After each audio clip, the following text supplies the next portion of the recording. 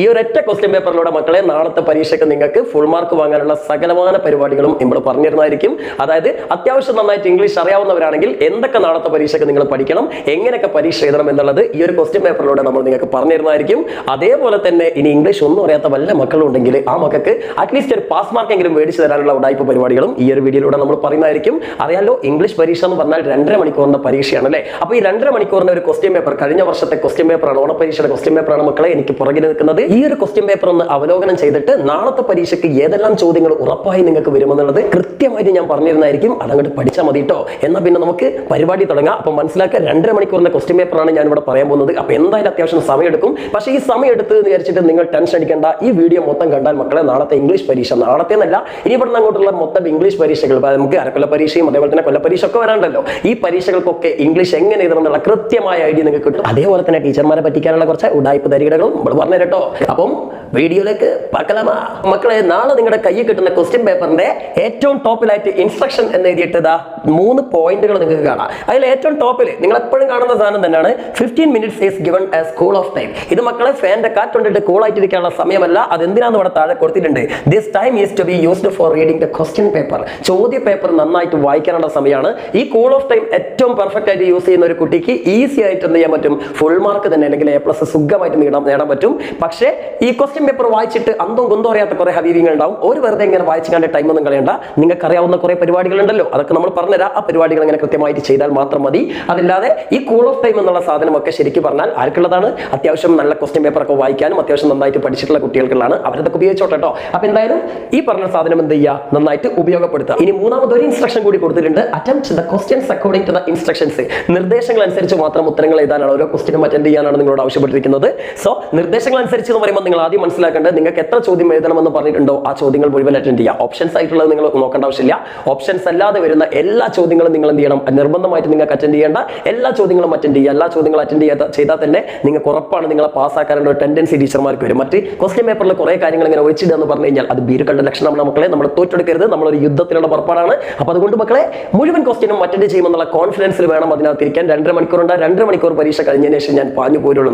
സാധാരണ നിങ്ങൾ ട്യൂഷൻ ക്ലാസ്സിലോ അല്ലെങ്കിൽ സാധാരണ സ്കൂളിൽ തന്നെ ക്ലാസ് ടെസ്റ്റ് ഒക്കെ നടക്കുമ്പോൾ ചിലപ്പോൾ കുറച്ച് എന്തെങ്കിലും എഴുതി വെച്ചും കണ്ട് പാഞ്ഞു പോകില്ലേ. പക്ഷേ ആ പരിപാടി ഇവിടെ വേണ്ട. ഇത് നിങ്ങൾ എന്തായാലും എന്ത് ചെയ്യുക, ഫുൾ ക്വസ്റ്റ്യൻസ് അറ്റൻഡ് ചെയ്യുക. നമ്മുടെ നികുതി പണം കൊണ്ട് സർക്കാർ നിങ്ങൾക്ക് നൽകുന്ന ആൻസർ ഷീറ്റ് ആണ്. ഇഷ്ടം പോലെ പേപ്പറുകൾ നിങ്ങൾക്ക് വാങ്ങാം. അപ്പം നിങ്ങൾ എന്തിനാ പേടിക്കുന്നത്? നന്നായിട്ട് എഴുതിക്കൊള്ളി. നിങ്ങൾക്ക് അറിയുന്നതും അറിയാത്തതുമായിട്ടുള്ള എല്ലാ സാധനങ്ങളും, ഒന്നും അറിയില്ലെങ്കിൽ എന്തെങ്കിലും സിനിമ കഥയെങ്കിലും എന്ത് ചെയ്യുക, തട്ടുപൊളി. ഇപ്പം ഇംഗ്ലീഷ് ആണെങ്കിലും ഇംഗ്ലീഷ് എങ്കിലും എഴുതി വെച്ചിട്ട് നിങ്ങൾ കുറെ പേപ്പർ നിറച്ചു വെച്ച ഒരു പണിയില്ലെങ്കിൽ എന്തെങ്കിലും 2.5 മണിക്കൂർ എന്തെങ്കിലും കാട്ടിങ്ങാണ്ട് പേപ്പറുകൾ ഫുള്ളാക്കി വെക്കുക കേട്ടോ. പറഞ്ഞ് മനസ്സിലായല്ലോ. ഇനി നമുക്ക് മക്കളെ കാര്യത്തിലേക്ക് കിടക്കാം. ഫസ്റ്റത്തെ ചോദ്യം മക്കളെ, നിങ്ങൾക്ക് എന്തായാലും ഫസ്റ്റ് തന്നെ, അതായത് 1 മുതൽ 5 വരെയുള്ള ചോദ്യങ്ങൾ എന്ന് പറഞ്ഞു കഴിഞ്ഞാൽ നിങ്ങൾക്ക് പഠിക്കാനുള്ള ഏതെങ്കിലും ഒരു ചാപ്റ്റർ, നമുക്കറിയാം 2 യൂണിറ്റാണ് ഇംഗ്ലീഷിലുള്ളത്, ഫസ്റ്റ് യൂണിറ്റും സെക്കൻഡ് യൂണിറ്റും.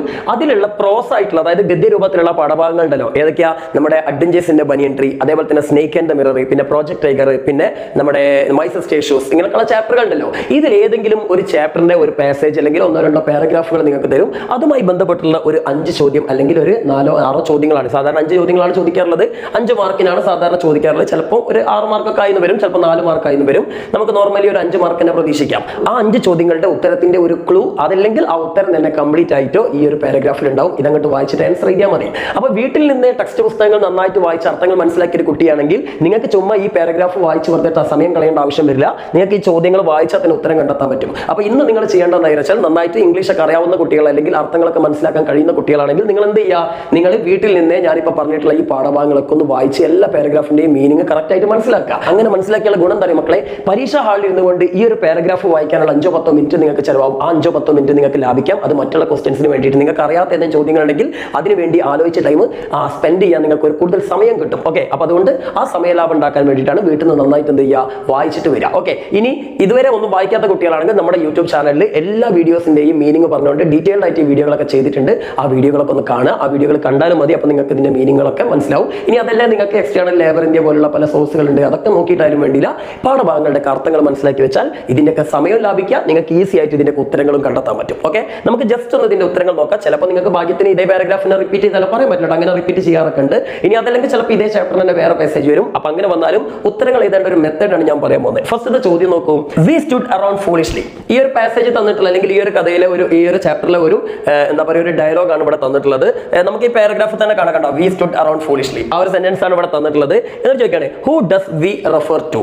ഈ റെഫർ ടു എന്ന് പറഞ്ഞു കഴിഞ്ഞാൽ ഇത് നിങ്ങൾക്ക് മിക്ക ക്വസ്റ്റ്യൻ പേപ്പറിലും ഇങ്ങനെയുള്ള ചോദ്യങ്ങളിൽ കാണാം. റെഫർ ടു എന്ന് പറഞ്ഞാൽ പരാമർശിക്കുക എന്നാണ് അർത്ഥം. ആ വാക്ക് നോട്ട് ചെയ്ത് വെക്കണം. മിക്ക ക്വസ്റ്റ്യൻ പേപ്പറിൽ നിങ്ങൾക്ക് ഈ വാക്ക് കാണാം, പ്രത്യേകിച്ച് കവിതകളുടെ ചോദ്യത്തിലൊക്കെ കാണാം. അപ്പൊ ഇവിടെ എന്താ ചോദിച്ചേ, വി എന്ന് പറയുന്ന ഈ വാക്ക് ഇവിടെ പറഞ്ഞേ, വി സ്റ്റുഡ് അറൌണ്ട് ഫൂളിഷ്ലി എന്നല്ല പറഞ്ഞേ.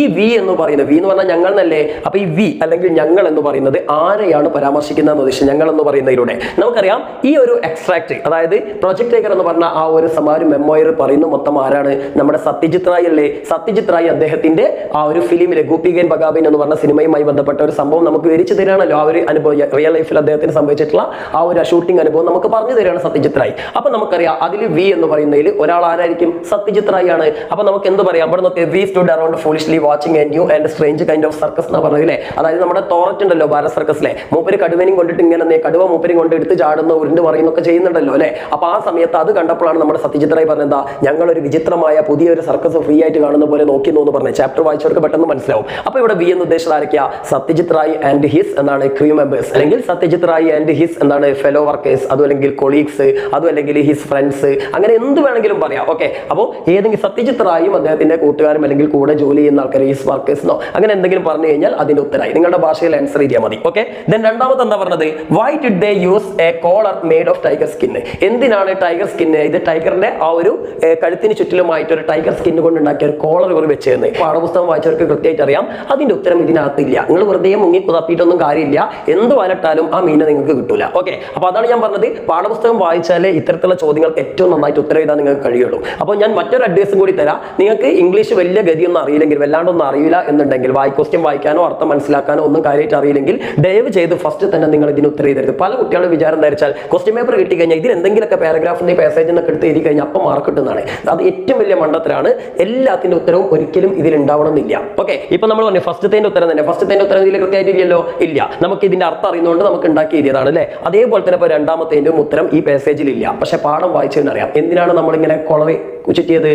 അതായത് ആ കടുവയുടെ കഴുത്തിൽ എന്തെങ്കിലും കഴുത്തിലുള്ള രോമങ്ങൾ നമുക്ക് എന്ത് ചെയ്യും, അങ്ങോട്ടും ഇങ്ങോട്ടൊക്കെ കടുവ നീങ്ങുന്ന സമയത്ത് ചിലപ്പം ഫ്ലാറ്റൻ ആവില്ലേ, അതായത് വലിഞ്ഞു മുറുകും. ആ വലിഞ്ഞു മുറുകുമ്പോൾ ടിവിയിൽ ഈ സിനിമ കാണുന്ന ആളുകൾക്ക് മനസ്സിലാവും കടുവയെ കെട്ടിയിട്ടുണ്ട് അല്ലേ. അപ്പൊ അത് മറയ്ക്കാൻ വേണ്ടിയിട്ടല്ലേ. അപ്പൊ എങ്ങനെ പറയണ്ടേ? ടു അവോയ്ഡ് അല്ലെങ്കിൽ to hide the flattening of the tiger skin on the neck അല്ലേ. കഴുത്തിലുള്ള ആ ഒരു ടൈഗറിന്റെ സ്കിൻ അല്ലെങ്കിൽ ആ ഒരു എന്താ തൊലി അല്ലെങ്കിൽ രോമങ്ങൾ എന്താവുന്നത്, ഫ്ലാറ്റനിങ് ആവുന്നത് ഒഴിവാക്കാൻ വേണ്ടിയിട്ടാണ്, അവോയ്ഡ് ചെയ്യുന്നതിന് വേണ്ടിയിട്ടാണ് അങ്ങനെ ചെയ്തത്. ഇതാണ് നിങ്ങൾ ആൻസർ ചെയ്തേണ്ടത്.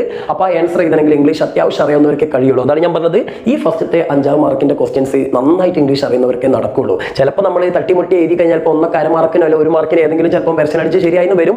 പക്ഷേ ചക്ക വീണ് മൊയര് ചത്തു എന്ന് പറഞ്ഞ മാതിരി അങ്ങനെ ശരിയായിട്ട് കാര്യമില്ല. ഫസ്റ്റത്തെ പേജിൽ നിങ്ങൾ ഇതൊന്ന് എന്തായാലും ഫുള്ള് ശരിയാവണം, എന്നാലും നിങ്ങൾക്ക് അത്യാവശ്യം നല്ല മാർക്ക് ഇട്ടാൻ ടീച്ചർമാർക്ക് തോന്നുള്ളൂ. ഓക്കെ, അപ്പൊ അതുകൊണ്ട് ഒന്നും അറിയാത്തവരാണെങ്കിൽ നിങ്ങൾ ദയവേത് സ്റ്റാർട്ടിംഗിൽ എഴുതരുത്. നന്നായിട്ട് ഇംഗ്ലീഷ് അറിയുന്നവർ മാത്രം ഫസ്റ്റിലെ ഈ ക്വസ്റ്റ്യൻസ് അറ്റൻഡ് ചെയ്യാൻ വേണ്ടി ശ്രമിക്കുക കേട്ടോ.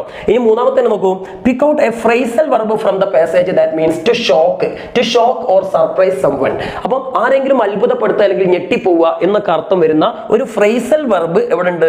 ഈ പാസേജിലുണ്ട്. ആ ഫ്രേസൽ വെർബ് തിരഞ്ഞെടുക്കാനാണ്. അപ്പം ഫ്രേസൽ വെർബുകൾ നമുക്കറിയാം ഇംഗ്ലീഷിൽ എന്തായാലും ലാസ്റ്റിലേക്ക് 4 മാർക്കിന് എന്തായാലും ചോദിക്കുന്ന ഒരു ഗ്രാമറാണ് എന്ത്? Phrasal verb. അറിയാലോ, നമ്മൾ അതിന്റെ വീഡിയോകളൊക്കെ 2-3 വീഡിയോകൾ ചെയ്തിട്ടുണ്ട്. നിങ്ങൾക്ക് പ്രീവിയസ് ആയിട്ട് നമ്മുടെ വീഡിയോകൾ നോക്കിയാൽ മനസ്സിലാവും. ഉദാഹരണത്തിന് പുട്ട് ഓൺ എന്ന് പറഞ്ഞു കഴിഞ്ഞാൽ എന്താ? പുട്ട് എന്ന് പറഞ്ഞാൽ നമുക്കറിയാം ഒരു വെർബാണ്, അതിനർത്ഥം വെക്കുക എന്നാണ്. ഓൺ എന്ന് പറഞ്ഞാൽ മേലെ എന്നാണ്. അപ്പൊ പുട്ട് ഓൺ എന്ന് പറഞ്ഞാൽ മേലെ വെക്കുക എന്നാണോ? അല്ല, ഇതൊരു ഫ്രേസൽ വെർബാണ്. ഒരു പ്രിപ്പോസിഷനും അതേപോലെ ഒരു വെർബും കൂടി ചേർന്ന് കഴിഞ്ഞാൽ, അല്ലെങ്കിൽ ഒരു വെർബും ഒന്നിലേറെ പ്രിപ്പോസിഷൻസും ചേർന്ന് കഴിഞ്ഞാൽ അത് ഒരു ഫ്രേസൽ വെർബ് എന്നാണ് അറിയപ്പെടുക. അതിന് ഒരു വേറെ തന്നെ മീനിങ് ഉണ്ട് മക്കളെ. പുട്ട് ഓൺ അർത്ഥം ടു വെയർ എന്നാണ്, ധരിക്കുക. ഇപ്പോ ഞാൻ പറയണത് I put on my new shirt എന്ന് പറഞ്ഞു കഴിഞ്ഞാൽ ഞാൻ എന്റെ പുതിയ വസ്ത്രം ധരിച്ചു എന്നാണ് അർത്ഥം, അല്ലെങ്കിൽ ധരിക്കുന്നു എന്നാണ് അർത്ഥം. അപ്പൊ പുട്ട് ഓൺ എന്നുള്ള ഫ്രേസൽ വെർബിന്റെ അർത്ഥം ധരിക്കുക എന്നാണ് അല്ലെ. അപ്പൊ ഇങ്ങനെ ഓരോ കുറെ ഫ്രേസൽ വെർബ് ഉണ്ട്. ഉദാഹരണത്തിന് ഗിവ് അപ്പ് എന്ന് പറഞ്ഞാൽ ഉപേക്ഷിക്കുക എന്നാണ്. അപ്പൊ ഞാൻ പറയണേ I gave up my idea എന്ന് പറഞ്ഞാൽ ഞാൻ എന്റെ ഐഡിയ ഉപേക്ഷിച്ചു. ഓക്കെ, ഇനി അതേപോലെ തന്നെ ഗെറ്റ് അവേ എന്ന് പറഞ്ഞാൽ എസ്കേപ്പ് എന്നാണ് അർത്ഥം. അപ്പോൾ the thief got away from police, എന്താ കള്ളൻ പോലീസിൽ നിന്ന് രക്ഷപ്പെട്ടു എന്നാണ് അർത്ഥം. അപ്പൊ ഗോട്ട് അവേ എന്ന് പറഞ്ഞാൽ ഗെറ്റ് അവേ എന്ന് പറഞ്ഞാൽ രക്ഷപ്പെടുക എന്നാണ് അർത്ഥം. അപ്പൊ അങ്ങനെ ഈ ഫ്രേസൽ വെർബുകൾ എന്ന് പറഞ്ഞാൽ ഒരു വെർബും ഒരു പ്രിപ്പോഷനും ചേർന്നിട്ടുള്ള വാക്കുകളാണ്. അത് നമ്മൾ ഓൾറെഡി പഠിച്ചതാണ്, നിങ്ങൾക്ക് സ്കൂളിൽ നിന്നൊക്കെ പഠിപ്പിച്ച് തന്നിട്ടുണ്ടാവും. അപ്പോൾ ഒന്നുകിൽ നമ്മുടെ വീഡിയോകൾ കണ്ടുപിടിക്കുക, അതല്ലെങ്കിൽ നിങ്ങൾക്ക് ഈ തന്നിട്ടുള്ള നോട്ടുകൾ നോക്കിയിട്ട് മീനിങ് പഠിക്കണം. എന്തായാലും അത്തരത്തിലുള്ള ഒരു ഫ്രേസൽ വെർബ് ഇതിലുണ്ട് എന്നാണ് പറഞ്ഞത്. ആ ഫ്രേസൽ വെർബിന്റെ മീനിങ് എന്താണെന്ന് പറയുന്നത് ഞെട്ടിപ്പോവുക, ഷോക്ക് ആവുക എന്നുള്ളതാണ്. ഷോക്ക് ആവുക എന്നുള്ളതിന് ഏതാ ടേക്കൺ എബാക്ക് എന്നാണ്. നമുക്ക് നോക്കാം ടേക്കൺ എബാക്ക് ഈ ഒരു പാരഗ്രാഫിൽ എവിടെയെങ്കിലും ഉണ്ടോ എന്ന് നോക്കാം. ഉണ്ടെങ്കിൽ നമ്മൾ രക്ഷപ്പെട്ടു കേട്ടോ. ഏതാണ് ഇവിടെ ടേക്കൺ എബാക്ക് കണ്ടില്ലേ? അപ്പൊ ടേക്കൺ എബാക്ക് ആണ് ഇതിന്റെ ആൻസർ. അപ്പൊ നമുക്ക് ശരിക്കും ഇതൊന്ന് വായിച്ചു കഴിഞ്ഞാൽ പെട്ടെന്ന് നമുക്ക് ആൻസർ ചെയ്താൻ പറ്റും. അതല്ല ഈ ഫ്രേസൽ വെർബ് ഒക്കെ നേരത്തെ പഠിച്ച കുട്ടിയാണ് ഇങ്ങനത്തെ ചോദ്യം വന്നാൽ പെട്ടെന്ന് കിട്ടും. ഇങ്ങനത്തെ ചോദ്യം സാധാരണ ഇതിൽ വരാറില്ല, പക്ഷേ കഴിഞ്ഞ വർഷത്തെ പരീക്ഷയ്ക്ക് വന്നിട്ടുണ്ട്. അപ്പൊ ഇതുപോലത്തെ സമാനമായ ചോദ്യങ്ങൾ ഇനിയും വരുമെന്നറിയില്ല. അപ്പൊ ഫ്രേസൽ വെർബ് പഠിച്ച കുട്ടിയാണെങ്കിൽ ഒറ്റയടിക്ക് 5 മാർക്ക് കിട്ടില്ലേ? നമുക്ക് ഓൾറെഡി ഉള്ളിൽ 4 മാർക്കിന്റെ ഫ്രേസൽ വെർബ് വരും, ഇവിടെ 1 മാർക്കിന് വേറെയും വന്നു. അപ്പൊ 5 മാർക്ക് ഫ്രേസൽ വെർബ് പഠിച്ചാൽ തന്നെ കിട്ടും. മനസ്സിലാക്കാം, ഫ്രേസൽ വെർബ് നിർബന്ധമായിട്ടും പഠിക്കാം കേട്ടോ. ഇനി അടുത്ത ചോദ്യം നോക്കൂ, ഐഡന്റിഫൈ എ സെന്റൻസ്. ശ്രദ്ധിക്കാം, ഒരു സെന്റൻസ് ഐഡന്റിഫൈ ചെയ്യാനാണ് പറഞ്ഞത്. അത് ചിലപ്പോൾ നിങ്ങൾക്ക് ഐഡന്റിഫൈ എ വേർഡ് അല്ലെങ്കിൽ പിക്ക് ഔട്ട് എ വേർഡ് അല്ലെങ്കിൽ പിക്ക് ഔട്ട് എ ഫ്രേസ് എന്നൊക്കെ തരും. പിക്ക് ഔട്ട് എ വേർഡ് എന്നാണ് പറയുന്നതെങ്കിൽ ഇതൊന്ന് ഒരു വേർഡ് തിരഞ്ഞെടുക്കാനാണ് നിങ്ങളോട് പറയാം. പിക്ക് ഔട്ട് എ ഫ്രേസ് ആണെങ്കിൽ ഒന്നിൽ കൂടുതൽ വാക്കുകൾ ഉണ്ടാവുമെന്ന് മനസ്സിലാക്കുക. അല്ലെങ്കിൽ പിക്ക് ഔട്ട് എ സെന്റൻസ് അല്ലെങ്കിൽ ഐഡന്റിഫൈ എ സെന്റൻസ് ആണെങ്കിൽ ഒരു സെന്റൻസ് തിരഞ്ഞെടുക്കാനാണ് പറയുന്നത്. എന്ത് സെന്റൻസ് ആണ്? ഫ്രം ദ പാസേജ്, പാസേജിൽ നിന്ന് തിരഞ്ഞെടുക്കണം. അതെന്താ? That reveal Satyajit Ray sense of humour. Satyajit റായുടെ കോമഡി, അയാൾക്ക് ഭയങ്കര എന്താണ്, അയാൾ ഭയങ്കര കോമഡിയാണെന്ന് സൂചിപ്പിക്കുന്ന, അയാൾക്ക് നല്ല നർമ്മബോധമുണ്ട് എന്ന് തോന്നിപ്പിക്കുന്ന ഒരു സെന്റൻസ് ഇതിലുണ്ട്. ഓക്കെ, മൂപ്പര് തമാശയിലൂടെ ഒരു കാര്യം പറയുന്നുണ്ടല്ലോ. ആ സെന്റൻസ് ഏതാണെന്ന് നിങ്ങളോട് എഴുതാനാ പറഞ്ഞത്, വാക്കല്ല. പിക്ക് ഔട്ട് എ വേർഡ് അല്ലെങ്കിൽ ഐഡന്റിഫൈ എ വേർഡ് എന്നാണ് പറയുന്നതെങ്കിൽ നിങ്ങളോട് ഒരു വേർഡ് മാത്രം എഴുതിയാൽ മതിയായിരുന്നു. ഇവിടെ പറഞ്ഞെന്താ? A sentence. അപ്പൊ ചോദ്യം ശരിക്കും ശ്രദ്ധിക്കണം എന്താണ് തിരഞ്ഞെടുത്തത് എന്നുള്ളത്. അപ്പൊ നമുക്കിത് വായിച്ചു നോക്കിയാൽ തന്നെ നമുക്ക് മനസ്സിലാവും എന്താ. We stood around foolishly watching a new and strange kind of circus which we were getting to see for free. അല്ലെ, അതായത് ഫ്രീ ആയിട്ട് ഒരു സർക്കസ് ഇങ്ങനെ കാണുന്നതായിട്ടാണ് ഞങ്ങൾക്ക് തോന്നിയതെന്ന്. അപ്പോൾ ആ തോററ്റിനെ നമ്മുടെ കടുവെടുത്തുകൊണ്ട് ഇങ്ങനെ അങ്ങോട്ടും ഇങ്ങോട്ടും അമ്മാനമാണെന്ന് കണ്ടപ്പോൾ മൂപ്പര് പറഞ്ഞൊരു കമന്റ് ആണ്, കോമഡിയിലൂടെ പറഞ്ഞത് ഞങ്ങൾക്ക് ഫ്രീ ആയിട്ട് ഒരു വിചിത്രമായ സർക്കസ് കാണുന്ന പോലെയാണ് തോന്നിയത്. അല്ലേ, അപ്പൊ ഇന്ന് നമുക്ക് സത്യജിത് റായ് ഇത്തിരി കോമഡിയാണെന്ന് മനസ്സിലാക്കാൻ കഴിയും. അല്ലേ, ഇനി 5ാമത്തെ ക്വസ്റ്റ്യൻ നോക്കൂ. What did mister Thorat startled and helpless ways reveal. തോറത്തിന്റെ എന്താണ് സ്റ്റാർട്ടിൽഡ്, ഞെട്ടിത്തരിച്ചതും അതേപോലെ ഹെൽപ്ലെസ്സും ആയിട്ടുള്ള ആ മുഖം എന്താണ് റിവീൽ ചെയ്യുന്നതെന്ന്. എന്താ റിവീൽ ചെയ്യുന്നത്? മൂപ്പരും എന്താണ് ഇവരെ പോലെ തന്നെ, മറ്റുള്ള ആളുകളെ പോലെ തന്നെ, സത്യജിത് റായ് ഒക്കെ പോലെ തന്നെ എന്താണ് ആകെ പേടിച്ചു എന്നുള്ളതല്ലേ. അല്ലെ, ഈ തോററ്റ് ആകെ പേടിച്ച മുഖം എന്ന് പറഞ്ഞു കഴിഞ്ഞാൽ എന്താണ്? തോററ്റ് ഈസ് ടോട്ടലി എന്താ ഫെയിൽഡ് ഇൻ ഹിസ് ഡ്യൂട്ടി, അല്ലെങ്കിൽ എന്താ Thorat is totally failed to tame the tiger. ആ ടൈഗറിനെ മെരുക്കാൻ അദ്ദേഹം പൂർണ്ണമായും പരാജയപ്പെട്ടു. അതേപോലെ തന്നെ എന്താ he was also startled with the tiger's behaviour like others. അല്ലെ, മറ്റുള്ളവരെ പോലെ തന്നെ അദ്ദേഹവും ആ കടുവയുടെ പെരുമാറ്റം കൊണ്ട് ആകെ പേടിച്ചു പറച്ചു അല്ലെങ്കിൽ പേടിയിൽ ഭയപ്പെട്ടു എന്നുള്ളതാണ് അതിനോട് സൂചിപ്പിക്കുന്നത്. ഇത് നിങ്ങൾക്ക് നിങ്ങളുടേതായ ഭാഷയിൽ ഉണ്ടാക്കി എഴുതി കഴിഞ്ഞാൽ പ്രശ്നം കഴിഞ്ഞു. ഓക്കെ, അപ്പൊ ഇതൊന്നും നിങ്ങൾക്ക് എന്താ, ഇതിപ്പോ ഇതേ ചോദ്യം തന്നെ വരുന്നു ഞാൻ പറയുന്നില്ല, പക്ഷേ ഇത് നിങ്ങൾ മനസ്സിലാക്കേണ്ട പോയിന്റ് എന്താ, അത്യാവശ്യം നന്നായിട്ട് ഇംഗ്ലീഷ് അറിയാവുന്നവർക്ക് മാത്രമേ ആദ്യത്തെ 5 ചോദ്യങ്ങൾ അറ്റൻഡ് ചെയ്യാൻ പറ്റുള്ളൂ. മനസ്സിലായില്ലേ? അപ്പൊ നിങ്ങൾക്ക് ഇംഗ്ലീഷ് അറിയാം, നിങ്ങൾ ഈ പാഠഭാഗങ്ങളൊക്കെ ശരിക്കും വീട്ടിൽ നിന്ന് വായിച്ചു വന്നവരാണെങ്കിൽ ധൈര്യമായിട്ട് നിങ്ങൾ ഇതിന്റെ ആൻസർ അറ്റൻഡ് ചെയ്തോണ്ടി. ഓക്കെ, അതല്ലെങ്കിൽ നിങ്ങൾക്ക് 1-2 ചോദ്യങ്ങൾ മാത്രം നന്നായിട്ട് അറിയാമെങ്കിൽ ആ ചോദ്യങ്ങൾ മാത്രം അറ്റൻഡ് ചെയ്യുക, ബാക്കിയുള്ള നമുക്ക് ലാസ്റ്റിലേക്ക് മാറ്റിവെക്കാം. എന്തായാലും ക്വസ്റ്റ്യൻ പേപ്പർ തുടങ്ങുന്ന സമയത്ത് നിങ്ങൾക്ക് നന്നായിട്ട് അറിയാവുന്ന ചോദ്യങ്ങളെ അറ്റൻഡ് ചെയ്യാൻ പാടുള്ളൂ. ആദ്യം നിങ്ങൾ പഠിക്കേണ്ട പാഠഭാഗമാണ്. അപ്പം നിങ്ങൾക്ക് ഇപ്പോൾ 35 ക്വസ്റ്റ്യൻ ഉണ്ടെങ്കിൽ 35ാമത്തെ ക്വസ്റ്റ്യൻ ആണ് നിങ്ങൾക്ക് നന്നായിട്ട് അറിയാവുന്നെങ്കിൽ 35ാമത്തെ ക്വസ്റ്റ്യൻ സ്റ്റാർട്ട് ചെയ്യാം. ഓക്കെ, ചില ടീച്ചർമാരൊക്കെ കുട്ടികളെ തെറ്റിദ്ധരിപ്പിക്കാറുണ്ട്, 1, 2, 3 എന്നുള്ള പാറ്റേൺ തന്നെ എഴുതണം അല്ലെങ്കിൽ മാർക്ക് കിട്ടില്ലാന്ന്. അങ്ങനെ ഒന്നുമില്ല. നിങ്ങൾക്ക് ഏറ്റവും നന്നായിട്ട് അറിയാവുന്ന നിങ്ങൾ പഠിച്ച ക്വസ്റ്റ്യൻ എത്രാമതാണോ വരുന്നത് അതിൽ നിന്ന് തുടങ്ങാം. ഓക്കെ അല്ലേ? ഇനി മക്കളെ 6 മുതൽ 12 വരെയുള്ള ചോദ്യങ്ങൾ ബ്ലോയിങ് ഇൻ ദ വിൻഡ് എന്ന് പറഞ്ഞിട്ടുള്ള നിങ്ങളുടെ കവിതയുണ്ടല്ലോ അല്ലെ, അതായത് നമ്മുടെ അമേരിക്കൻ വാർ ഓഫ് ഇൻഡിപെൻഡൻസിന്റെ കാലഘട്ടത്തിൽ, അല്ലെങ്കിൽ അവരുടെ അമേരിക്കൻ വാർ ഓഫ് ഇൻഡിപെൻഡൻസ് അല്ല, അമേരിക്കൻ സിവിൽ വാറിന്റെ സമയത്തിൽ അവിടെയുള്ള കറുത്ത വർഗ്ഗക്കാരും വെളുത്ത വർഗ്ഗക്കാരും അല്ലെങ്കിൽ സദേൺ സ്റ്റേറ്റും നോർത്തേൺ സ്റ്റേറ്റ് ഒക്കെ തമ്മിൽ നടന്ന ഒരു ഇന്റേണൽ വാർ ആയിരുന്നു ഇത് അമേരിക്കൻ സിവിൽ വാർ. അല്ലെ, ആ അമേരിക്കൻ സിവിൽ വാറിന്റെ സമയത്ത് ബോബ് ഡിലൻ എന്ന് പറഞ്ഞിട്ടുള്ള ഒരു മ്യൂസീഷ്യൻ എഴുതിയിട്ടുള്ള ഒരു സോങ് ആണ് ഇത് ബ്ലോയിങ് ഇൻ ദ വിൻഡ്. അപ്പോൾ അമേരിക്കയുടെ ആ ഒരു സിവിൽ വാറിന്റെ സമയത്തുള്ള നാഷണൽ ആന്തമായിട്ടൊക്കെ, ദേശീയ ഗാനമായിട്ടൊക്കെ ആലപിച്ചിരുന്ന ഒരു പാട്ടാണ്. അതിൽ ഒരുപാട് റെറ്റോറിക്കൽ ക്വസ്റ്റ്യൻസ് ഇല്ലേ, ഒരുപാട് ഉത്തരമില്ലാത്ത ചോദ്യങ്ങളാണ് ഇദ്ദേഹം ചോദിക്കുന്നത്. ആ ഒരു കവിതയിലെ കുറച്ച് വരികളാണ് നിങ്ങൾക്ക് ഇവിടെ തന്നിട്ടുള്ളത്. അതിൽ നിന്നുള്ള 3-4 ചോദ്യങ്ങൾ, 3-4 ഒരു 5ഓളം ചോദ്യങ്ങൾ നിങ്ങൾക്ക് ഇവിടെ തന്നിട്ടുണ്ട്.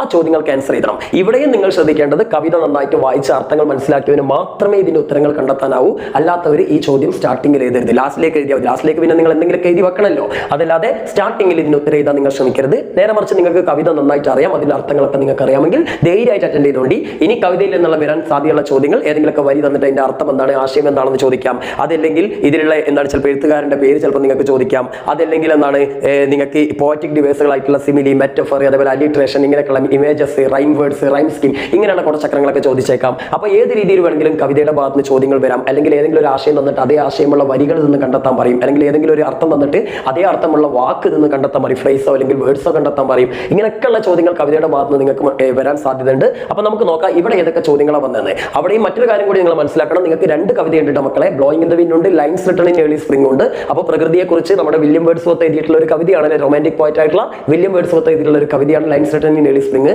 അപ്പോൾ നിങ്ങൾക്ക് പരീക്ഷയ്ക്ക് ചിലപ്പോൾ ഈ ഒരു ചോദ്യത്തിന് പകരം ലൈൻസ് റിട്ടൺ ഇൻ ഏർലി സ്പ്രിംഗിലെ കുറച്ച് വരികൾ തന്ന് അതിൽ നിന്നുള്ള ചോദ്യങ്ങളായിരിക്കും ചിലപ്പോൾ വരിക. ചിലപ്പോൾ ഇതേപോലെ തന്നെ റിപ്പീറ്റ് ചെയ്തേക്കാം, ഇതേ വരികളോ അല്ലെങ്കിൽ വേറെ ഏതെങ്കിലും വരികളോ വരും, എന്നിട്ട് അതിന്റെ ചോദ്യങ്ങൾ വരും. ഏതായാലും നമുക്ക് തന്നിരിക്കുന്ന ചോദ്യങ്ങൾ നോക്കാം, എങ്ങനെ ആൻസർ ചെയ്താൽ എന്നുള്ളത് മനസ്സിലാക്കാം, ഒരു മെത്തേഡ് മനസ്സിലാക്കാം കേട്ടോ. ഫസ്റ്റ് എന്താ, what does the expression road stands for? എന്താ ഉദ്ദേശിച്ചത്? റോഡ്സ് എന്ന് പറയുന്ന എക്സ്പ്രഷൻ ഇവിടെ കവിതയിൽ പറയുന്നത് എന്താ? How many roads must a man walk down before you call him a man? ഫസ്റ്റത്തെ റെറ്റോറിക്കൽ ക്വസ്റ്റ്യൻ തന്നെ ഇതാണ് അല്ലേ, ചോദ്യം ഉത്തരമില്ലാത്ത ചോദ്യം തന്നെ ഇതാണ്. എന്താ, എത്ര റോഡുകൾ ഒരു മനുഷ്യൻ നടക്കണം before you call him a മാൻ? അയാളെ നിങ്ങൾ ഒരു മനുഷ്യൻ എന്ന് വിളിക്കുന്നതിന് മുമ്പ്. അതായത് ഒരു മനുഷ്യനെ മനുഷ്യനായി നിങ്ങൾ കാണണമെങ്കിൽ അയാൾ എത്ര ദൂരം സഞ്ചരിക്കണമെന്നാണ് ഉദ്ദേശം, അല്ലെങ്കിൽ എത്ര റോഡുകൾ സഞ്ചരിക്കണമെന്ന്. ഇവിടെ റോഡ്സ് എന്നുള്ളത് എന്താണ് ഉദ്ദേശം എന്നാണ് ഫസ്റ്റത്തെ ചോദ്യം. അപ്പൊ റോഡ്സ് എന്ന് പറഞ്ഞാൽ ഇറ്റ് ഈസ് എ മെറ്റഫർ, ഒരു രൂപകമാണ് അല്ലേ. എന്തിന് പകരമായിട്ട് അവിടെ റോഡ്സ് ഉപയോഗിച്ചിരിക്കുന്നത് എന്നുള്ളതാണ് നിങ്ങൾ ആൻസർ ചെയ്തേ. നമുക്കറിയാം, കവിത നന്നായിട്ട് വായിച്ചിട്ടുള്ളവർക്ക് അല്ലെങ്കിൽ പഠിച്ചവർക്കറിയാം, roads here refers to the life experience അല്ലേ, മനുഷ്യന്റെ ലൈഫ് എക്സ്പീരിയൻസ് അല്ലെങ്കിൽ സഫറിങ്സ് അല്ലേ, ആ വേദനകൾ അല്ലെങ്കിൽ അനുഭവങ്ങളെയാണ് ഇവിടെ റോഡ്സ് എന്ന് ഉദ്ദേശിക്കുന്നത്. അപ്പോൾ ഉത്തരം നിങ്ങൾ ഇങ്ങനെ സെന്റൻസ് ആക്കി ഡെവലപ്പ് ചെയ്തൊന്നും വേണ്ട, ലൈഫ് എക്സ്പീരിയൻസസ് എന്നോ അല്ലെങ്കിൽ സഫറിങ്സ് എന്നോ മാത്രം എഴുതി വെച്ചാൽ നിങ്ങൾക്ക് എന്ത് കിട്ടും? ഒരു മാർക്ക് കിട്ടും. ഓക്കെ, അപ്പൊ അത്ര മാത്രം നിങ്ങൾ എഴുതി വെച്ചാൽ, നിങ്ങൾ ഇങ്ങനെ ഡീറ്റെയിൽ ആക്കിയിട്ട് സെന്റൻസ് എടുത്ത് എഴുതേണ്ട ആവശ്യമൊന്നുമില്ല. ഇനി രണ്ടാമത്തെ എന്താ, ദ വൈറ്റ് ഡോ സിംബലൈസസ്. ഇവിടെ നിങ്ങൾക്ക് കാണുന്ന how many seas must a white dove sail before she sleeps in the sand എന്നാണ് പറഞ്ഞത്. അതായത് എത്ര കടലുകൾ ഒരു വെളുത്ത പ്രാവ് സെയിൽ ചെയ്യണം, സെയിൽ ചെയ്യുന്ന കടലിലൂടെ സഞ്ചരിക്കുക അല്ലെ, സഞ്ചരിക്കണം before she sleeps in the sand, മണലിൽ അവൾ ഉറങ്ങുന്നതിന് മുമ്പായിരുന്നു. അപ്പൊ ഒരു വെള്ളരി പ്രാവ് ഇങ്ങനെ കടലുകൾ താണ്ടി ഇങ്ങനെ എത്ര ദൂരം പറക്കണം, അതൊരു കര കണ്ടെത്താൻ എന്നാണ് പറഞ്ഞത് അല്ലേ. അപ്പോൾ ഇവിടെ ഈ വെള്ളരി പ്രാവ് എന്നുള്ളത് എന്തിന്റെ സിമ്പിൾ ആണെന്നാണ്. അതിപ്പോ ഈ കവിത പഠിച്ചില്ലെങ്കിൽ നമുക്കറിയാം, വെളുത്ത പ്രാവ് എന്നുള്ളത് സിമ്പിൾ ഓഫ് പീസ് അല്ലേ, അതായത് സമാധാനത്തിന്റെ സിമ്പിൾ അല്ലേ. അപ്പൊ പീസ് എന്ന് എഴുതി വെച്ച് കഴിഞ്ഞാൽ ഈ മാർക്ക് കിട്ടും. പീസ് എന്ന് പറയുമ്പോൾ കഷ്ണല്ല, PEACE ആണ് കേട്ടോ, മറ്റേത് ഇതിന്റെ അർത്ഥം മാറിപ്പോട്ടോ. ഓക്കെ, അപ്പൊ എന്തായാലും സിമ്പിൾ ഓഫ് പീസ് അല്ലെങ്കിൽ പീസ് എന്ന് എഴുതി കഴിഞ്ഞാൽ അതിന്റെ മാർക്ക് കിട്ടും. മനസ്സിലായില്ലേ? ഇനി അടുത്തെന്താ, what does they refer to? ഇവിടെ ദേ എന്ന് ഉദ്ദേശിക്കുന്നത്, ഈ വരികൾ മൊത്തം എടുത്ത് നോക്കിയാൽ അതിൽ ദേ വരുന്നത് എവിടെയാ മക്കളെ? ഈ ഒരു സ്ഥലത്താണ് ദേ വരുന്നത് കേട്ടോ, ദേ ആർ അല്ലെ, ദേ ആർ എന്നുള്ള ദേ. അപ്പൊ ഇവിടെ ഉദ്ദേശം എന്താ? ഞാൻ ഇവിടെ എവിടെയും കണ്ടോ റെഫർ ടു, നേരത്തെ വന്നിരുന്നത് ഞാൻ പറഞ്ഞു റെഫർ ടു എന്തായാലും പഠിച്ചേക്കണത്. അപ്പൊ എന്താ ഉദ്ദേശിച്ചത്? ഇവിടെ ദേ എന്ന് റെഫർ ചെയ്യുന്നത് അല്ലെങ്കിൽ പരാമർശിക്കുന്നത് എന്തിനെയാണ് അല്ലെങ്കിൽ ആരെയാണെന്നാണ് ചോദിച്ചത്. അപ്പൊ നമുക്ക് കവിത വായിച്ചു നോക്കാം. എന്താ, yes and how many times must the cannon balls fly? എത്ര തവണ, കാനൻ ബോൾസ് എന്ന് പറഞ്ഞാൽ നമ്മുടെ പീരങ്കി ഉണ്ടകൾ എന്നാണ്. അപ്പൊ എത്ര തവണ ഇനിയും പീരങ്കി ഉണ്ടകൾ പറക്കണം? പീരങ്കി ഉണ്ടകളും ഒരു മെറ്റഫറാണ്. എന്തിന്റെ? വാർ ആൻഡ് വയലൻസിലെ, യുദ്ധത്തിന്റെയും ഭീകരതയുടെ ഒക്കെ സിംബലൈസ് ആണ് അല്ലെങ്കിൽ മെറ്റഫർ ആയിട്ടാണ് ഇവിടെ കാനൻ ബോൾസിനെ ഉപയോഗിച്ചിരിക്കുന്നത് അല്ലേ. അപ്പോൾ ഈ അക്രമങ്ങളും വയലൻസും യുദ്ധവും ഒക്കെ ഇനി എത്ര കാലം നടക്കണം? എന്തിന്? Before they R for ever band, എന്നേക്കുമായി അവ, ദേ എന്ന് പറഞ്ഞാൽ അവ എന്നല്ല അർത്ഥം, അവ എന്ത് ചെയ്യുന്ന ബാൻഡ് നിരോധിക്കപ്പെടുന്നതിന് മുമ്പായിട്ട്. അപ്പൊ ഇവിടെ പറഞ്ഞത് പീരങ്കി ഉണ്ടകൾ ഇനി എത്ര കാലം മറക്കണം, അവ എന്നേക്കുമായി നിരോധിക്കപ്പെടുന്നതിന് മുമ്പ്. അപ്പൊ പീരങ്കി ഉണ്ടകളെ തന്നെയല്ലേ ഇവിടെ ദേ എന്ന് ഉദ്ദേശിച്ചത്.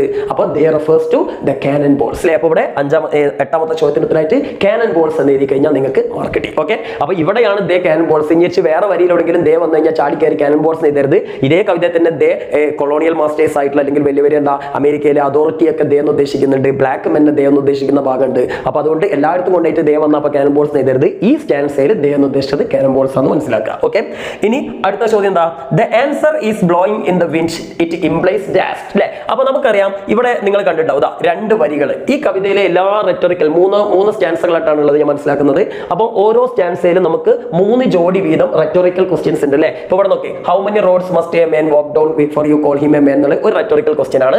How many seas must a white dove sail before she sleeps in the sun എന്നുള്ള മറ്റൊരു റെറ്റോറിക്കൽ ക്വസ്റ്റ്യൻ ആണ്. Then and how many times must the cannon balls fly before they are forever banned എന്നുള്ള മറ്റൊരു rhetorical question ആണ്. അപ്പോൾ 3 set rhetorical question, 3 rhetorical questions ആണ് ഫസ്റ്റത്തെ ഈ സ്റ്റാൻസയിൽ ഉള്ളത്. ഇങ്ങനെ തന്നെയാണ് എല്ലാ സ്റ്റാൻസയിലും 3 റെറ്റോറിക്കൽ ക്വസ്റ്റ്യൻ ഉണ്ട്. അതിനുശേഷം പിന്നെ 2 വരികളായിട്ട് റിഫ്രൈൻ കൊടുത്തിട്ടുണ്ട്. റിഫ്രൈൻ എന്ന് പറഞ്ഞു കഴിഞ്ഞാൽ കവിതയിൽ റിപ്പീറ്റ് ചെയ്ത് വരുന്ന വരികൾക്കാണ് നമ്മൾ എന്തെന്ന് പറയാ, റിഫ്രൈൻ എന്ന് പറയും. വാക്കുകളൊക്കെ ഓർത്ത് വെക്കണം, റെറ്റോറിക്കൽ ക്വസ്റ്റ്യൻ റിഫ്രൈൻ ഒക്കെ. അപ്പൊ ഇവിടെ എന്താ വെച്ചത്, ഈ റിഫ്രൈൻ ആയിട്ടുള്ള the answer is blowing in the wind എന്ന് പറഞ്ഞ സാധനം ഉണ്ടല്ലോ, ഇത് ഇംപ്ലൈസ് ഇത് എന്താണ് അർത്ഥമാക്കുന്നത് എന്നാണ് ചോദിച്ചത്. ഓക്കെ, അപ്പൊ ഇത് അർത്ഥമാക്കുന്നത് നിങ്ങൾ ആദ്യം ഒന്ന് പഠിച്ചാൽ മതി. The answer is everywhere and everybody knows it. അതായത് ഇതിന്റെ ഉത്തരം, ഈ പറഞ്ഞ ചോദ്യങ്ങൾ ഇതിനൊന്നും ഉത്തരമില്ലല്ലോ, ഉത്തരമില്ലാത്തതുകൊണ്ടാണ് ഇതിന് നമ്മൾ റെറ്റോറിക്കൽ ക്വസ്റ്റ്യൻസ് എന്ന് പറയുന്നത്. ഈ ചോദ്യങ്ങളുടെ ഉത്തരങ്ങളൊന്നും ആരും പറഞ്ഞതിന്റെ ആവശ്യമില്ല. കാരണം എന്താ, ദ ആൻസർ ഈസ് എവരിവെയർ, ഇതിന്റെ ഉത്തരങ്ങൾ എല്ലായിടത്തും ഉണ്ട്. അതായത് ബ്ലോയിങ് ഇൻ ദ വിൻഡ് എന്ന് പറഞ്ഞാൽ കാറ്റ് എല്ലായിടത്തും ഇല്ലേ. അപ്പൊ കാറ്റിൽ വീശി അടിക്കുന്നുണ്ടെന്ന് പറഞ്ഞാൽ കാറ്റ് എല്ലായിടത്തും ഉള്ളത് പോലെ തന്നെ ഇതിന്റെ ഉത്തരവും എല്ലായിടത്തും ഉണ്ട്. എവരിബഡി നോസ് ഇറ്റ് അല്ലെ, എല്ലാവർക്കും ഈ ഉത്തരങ്ങൾ അറിയും ചെയ്യാം, ആരും പറയുന്നില്ല എന്നുള്ളൂ അല്ലെ. അപ്പൊ ആ ഉത്തരം എഴുതി വെച്ച് കഴിഞ്ഞാൽ നിങ്ങൾക്ക് ഇതിന്റെ ആൻസർ ആയി. അതായത് the answer is everywhere, the everybody knows the answer, ഇത്ര എഴുതി വെച്ച് കഴിഞ്ഞാൽ ഇതിന് ഉത്തരമായി. ഓക്കെ അല്ലേ. അപ്പോൾ പഠിച്ച കുട്ടികൾക്ക് ഈ ചോദ്യങ്ങൾക്കൊക്കെ സിമ്പിൾ ആയിട്ട് ആൻസർ ചെയ്താൽ. ഇനി 10ാമത്തെ എന്താ നോക്കൂ, പിക്ക് ഔട്ട്. ഞാൻ നേരത്തെ പറഞ്ഞ ഐഡന്റിഫൈ എന്ന് പറഞ്ഞാൽ അതേപോലെ തന്നെ പിക്ക് ഔട്ട് ചെയ്യാൻ എന്താ, തിരഞ്ഞെടുക്കുക. ഐഡന്റിഫൈ എന്ന് പറഞ്ഞാൽ എന്താ, മനസ്സിലാക്കുക അല്ലെങ്കിൽ തിരിച്ചറിയാവുന്നതാണ്. ഇവിടെ പിക്ക് ഔട്ട് എന്ന് തിരഞ്ഞെടുക്കുക. എന്താ തിരഞ്ഞെടുക്കേണ്ടത്? ആൻ ഇൻസ്റ്റാൻസ്. ഇൻസ്റ്റാൻസ് എന്ന വാക്കിനർത്ഥം എക്സാമ്പിൾ എന്നാണ്. നാളത്തെ ക്വസ്റ്റ്യൻ പേപ്പറിൽ ഇങ്ങനെ വരുമ്പോൾ ഞെട്ടണ്ട കേട്ടോ. അപ്പോൾ പിക്ക് ഔട്ട് ആൻ എക്സാമ്പിൾ അതാണ് ഉദ്ദേശിച്ചത്. എന്തിന്? Of alliteration from the lines given above. മേലെ തന്നിട്ടുള്ള ഈ ലൈൻസിൽ നിന്ന് ഒരു അല്ലിട്രേഷൻ അലിട്രേഷൻ കണ്ടുപിടിക്കാനാണ് നിങ്ങളോട് പറഞ്ഞത്. അപ്പൊ നമുക്ക് നോക്കാം എന്താണ് അലിട്രേഷൻ എന്ന്. അലിട്രേഷൻ ഞാൻ ഓൾറെഡി ഒരു ഡീറ്റെയിൽഡ് ആയിട്ടുള്ള വീഡിയോകൾ ചെയ്തിട്ടുണ്ട്. നമ്മുടെ കവിത എടുക്കുമ്പോഴൊക്കെ അലിട്രേഷൻ എന്താണെന്ന് ഡീറ്റെയിൽഡ് ആയിട്ട് പറഞ്ഞു തന്നിട്ടുണ്ട്. സംബന്ധ ഒരേ കോൺസണന്റ് സൗണ്ട്സ് ഒരു വരിയിൽ റിപ്പീറ്റ് ചെയ്യുകയാണെങ്കിൽ, അതായത് വൊവൽസ് അല്ലാത്ത സൗണ്ടുകൾ റിപ്പീറ്റ് ചെയ്യുകയാണെങ്കിൽ അതിനെയാണ് നമ്മൾ എന്തെന്ന് പറയാ, അലിട്രേഷൻ എന്ന് പറയാം. അത് നിങ്ങൾ സ്പെല്ലിംഗ് നോക്കി കണ്ടുപിടിക്കരുത്, ഉച്ചരിച്ച് നോക്കാം. മലയാളത്തിൽ ഉച്ചരിച്ച് നോക്കുക, ഉച്ചരിക്കുന്ന സമയത്ത് മലയാളത്തിൽ എഴുതി നോക്കുക. ആ സമയത്ത് ഒരേ അക്ഷരങ്ങളാണ് ആരംഭിക്കുന്നതെങ്കിൽ അത് നമുക്ക് അലിട്രേഷൻ എന്ന് പറയാം. ഉദാഹരണത്തിന് നോക്കുകയാണെങ്കിൽ how many roads must a man walk down. ഞാനിവിടെ ഈ ഫസ്റ്റത്തെ ഒരു വരി ഒരു ഉദാഹരണത്തിന് മലയാളത്തിൽ എഴുതാണ്. ഇതേപോലെ നിങ്ങളൊന്ന് ക്വസ്റ്റ്യൻ പേപ്പറിൽ എഴുതി നോക്കുക, അല്ലെങ്കിൽ ഒന്ന് മനസ്സിൽ ഓർത്ത് നോക്കുക ചെയ്യുക. അപ്പൊ നിങ്ങൾക്ക് പെട്ടെന്ന് ആൻസർ കിട്ടും. ഇവിടെ നോക്കൂ, ഹൗ മെനി റോഡ്സ് മസ്റ്റ്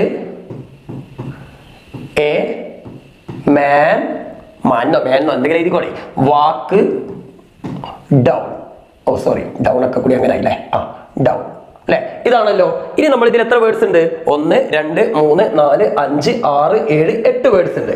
ഈ ഓരോ വേർഡ്സിന്റെയും ആദ്യത്തെ അക്ഷരങ്ങൾ ഏതൊക്കെയാണെന്ന് ഐഡന്റിഫൈ ചെയ്യാം. ഇതിന്റെ ഹ ആണ്, ഇതിന്റെ മാ ആണ്, ഇതിന്റെ റാ ആണ്, ഇതിന്റെ മാ ആണ്, ഇതിന്റെ എ ആണ്, ഇതിന്റെ മാ ആണ്, ഇതിന്റെ വാ ആണ്, ഇതിന്റെ ഡ ആണ് അല്ലെ. ഇതിൽ വൊവൽ സൗണ്ടുകൾ ഏതൊക്കെയാ? വൊവൽ സൗണ്ട് എന്ന് പറഞ്ഞാൽ മലയാളത്തിൽ അക്ഷരമാല നോക്കിയാൽ മതി. അ ആ ഇ എ ഒ ഉ ഒ ഓ ഔ അം ആ ഇറൊക്കെ ഉണ്ട്. ഇറ് പിന്നെ ഇംഗ്ലീഷിൽ ഇല്ലാത്തതുകൊണ്ട് നമ്മൾ നോക്കണ്ട. നമ്മൾ ഏതൊക്കെ നോക്കിയാൽ മതി? അ ആ ഇ ഉ ഉ പിന്നെ എ ഐ ഒ ഓ ഔ. അത്രയും നോക്കിയാൽ മതി. അത്രയും നോക്കിയാൽ തന്നെ ഇംഗ്ലീഷിലെ അക്ഷരങ്ങൾ അത്രയല്ലേ ഉള്ളൂ.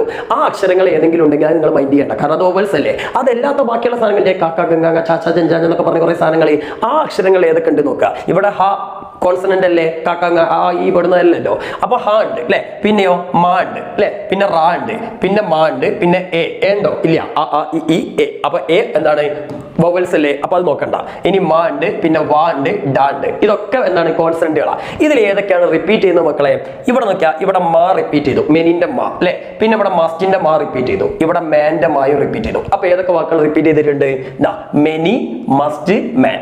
അപ്പം മാ എന്ന അക്ഷരം കൊടുക്കുന്ന ഏതാ? എം എന്ന സ്പെല്ലിംഗ് അല്ലേ. അപ്പൊ നിങ്ങൾ പരീക്ഷയ്ക്ക് ഇപ്പോൾ ഇത് എത്രാമത്തെ ചോദ്യം? 10ാമത്തെ അല്ലേ. അപ്പൊ നിങ്ങൾ ആൻസർ ഷീറ്റിൽ 10 എന്ന് നമ്പർ ഇട്ട ശേഷം നിങ്ങൾ ഏതാണ്ട് എന്താണ്?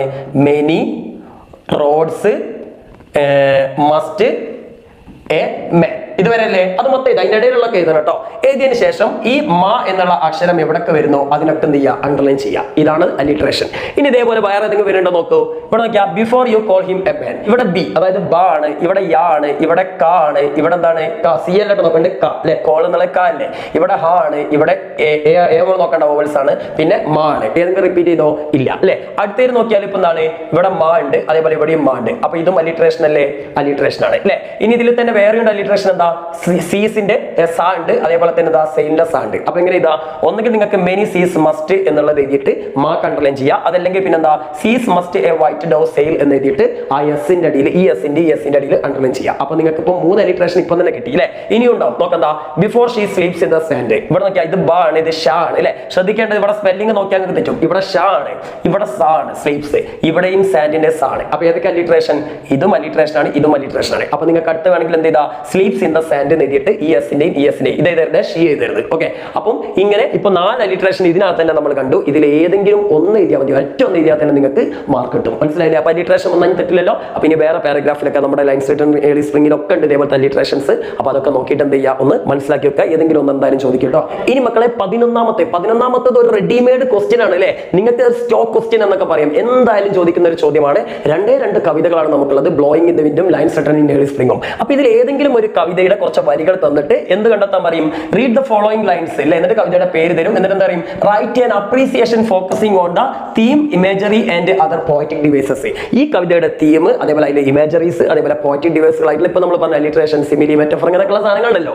ഇതെല്ലാം വെച്ചുകൊണ്ട് ഡെവലപ്പ് ചെയ്തുകൊണ്ട് ഒരു അപ്രീസിയേഷൻ എന്നൊരു ആസ്വാദന കുറിപ്പ് തയ്യാറാക്കാനാണ് പറയാം. അപ്പൊ ആസ്വാദന കുറിപ്പ് തയ്യാറാക്കുന്ന സമയത്ത് നിങ്ങൾ ആദ്യം കവിയെ പരിചയപ്പെടുത്തണം. ഇപ്പൊ lines written in early spring ആണെങ്കിൽ lines written in early spring is a beautiful poem written by, അല്ലെങ്കിൽ beautiful nature poem written by William Wordsworth. He is also known as the romantic poet of English അല്ലെ. അങ്ങനെ എന്തെങ്കിലുമൊക്കെ പറഞ്ഞിട്ട് കവിയെ ഒന്ന് direct ആയിട്ട് പൊക്കി പറഞ്ഞുകൊണ്ട് വേണം നിങ്ങൾ ഈ അപ്രീസിയേഷൻ തുടങ്ങാൻ. അപ്പൊ ഇതിന്റെയൊക്കെ നോട്ടുകൾ നമ്മൾ ഓൾറെഡി ചെയ്തിട്ടുണ്ട്. അപ്പൊ അത് നോക്കിയിട്ട് ചെയ്താൽ മതി. ഓൾറെഡി നമ്മുടെ വീഡിയോകൾ നമ്മുടെ ചാനലിൽ കിടപ്പുണ്ട്. അത് നോക്കിയിട്ട് അതുപോലെ എഴുതാം. അതല്ലെങ്കിൽ നിങ്ങൾക്ക് സ്കൂളൊക്കെ തന്നിട്ടുണ്ടാവും, അത് എഴുതിയാലും മതി. ഏത് എഴുതിയാലും നിങ്ങൾക്ക് മാർക്ക് കിട്ടും കേട്ടോ. പിന്നെ അപ്രീസിയേഷനിൽ 2ാമത്തെ വരിയായിട്ട് നിങ്ങൾക്ക് തന്നിട്ടുള്ള വരികളുടെ മീനിങ് ആണ് എഴുതേണ്ടത്. അതിന് നിങ്ങൾ വീട്ടിൽ നിന്ന് വൃത്തിയാക്കിയിട്ട് കവിതകൾ പഠിച്ചു വെക്കുക. സ്വന്തമായിട്ട് ഉണ്ടാക്കി എഴുതാണെങ്കിൽ ഏറ്റവും നല്ലത് അതാണ്. അല്ലെങ്കിൽ അങ്ങനെ സ്വന്തമാക്കി ഉണ്ടാക്കി എഴുതാൻ അറിയാത്തവർ ഇതുപോലെ നോട്ടുകൾ പഠിച്ചു പഠിച്ചു വെക്കുക. ഇനി വന്നിരിക്കുന്ന ലൈൻസിന്റെ മാത്രം എഴുതാൻ അറിയാത്ത കുട്ടികളാണെങ്കിൽ മൊത്തമായിട്ടുള്ള അപ്രീസിയേഷൻസ് അങ്ങനത്താണ് നമ്മളൊക്കെ വീഡിയോയിൽ ചെയ്തിട്ടുള്ളത്, അത് പഠിച്ച് എഴുതിയാലും നിങ്ങൾക്ക് ഫുൾ മാർക്ക് കിട്ടും. ഓക്കെ, പിന്നെ മൂന്നാമത്തെ പാരഗ്രാഫ് 3 പാരഗ്രാഫെങ്കിലും മിനിമം വേണം. 3-ൽ കൂടുതൽ എത്ര പാരഗ്രാഫ് നിങ്ങൾക്ക് എഴുതാം, 3 പാരഗ്രാഫെങ്കിലും മിനിമം വേണം. 3ാമത്തെ പാരഗ്രാഫിൽ നിങ്ങൾ ഇതിലെ പോയിറ്റിക് ഡിവൈസ് ഈ പറഞ്ഞ സാധനങ്ങളുണ്ടല്ലോ, ഇമേജറി അതേപോലെ പോയിറ്റിക് ഡിവൈസുകളൊക്കെ എഴുതുന്നുണ്ട്. തീമൊക്കെ ഫസ്റ്റ് പാരഗ്രാഫിൽ എഴുതണം കേട്ടോ. പിന്നെ ലാസ്റ്റ് പാരഗ്രാഫിലാണ് ഇമേജറി പോയിറ്റിക് ഡിവൈസുകൾ. പിന്നെ ഈ കവിത എന്തെങ്കിലും മെസ്സേജ് നൽകുന്നുണ്ടെങ്കിൽ ആ മെസ്സേജ് അതൊക്കെ നിങ്ങൾക്കില്ല. പിന്നെ നിങ്ങൾക്ക് ആ കവിതയെ കുറിച്ചുള്ള അഭിപ്രായം ഒന്നുമില്ല, എന്താ this is a beautiful poem I like it very much എന്തെങ്കിലും എഴുതി വെച്ചാൽ മതി.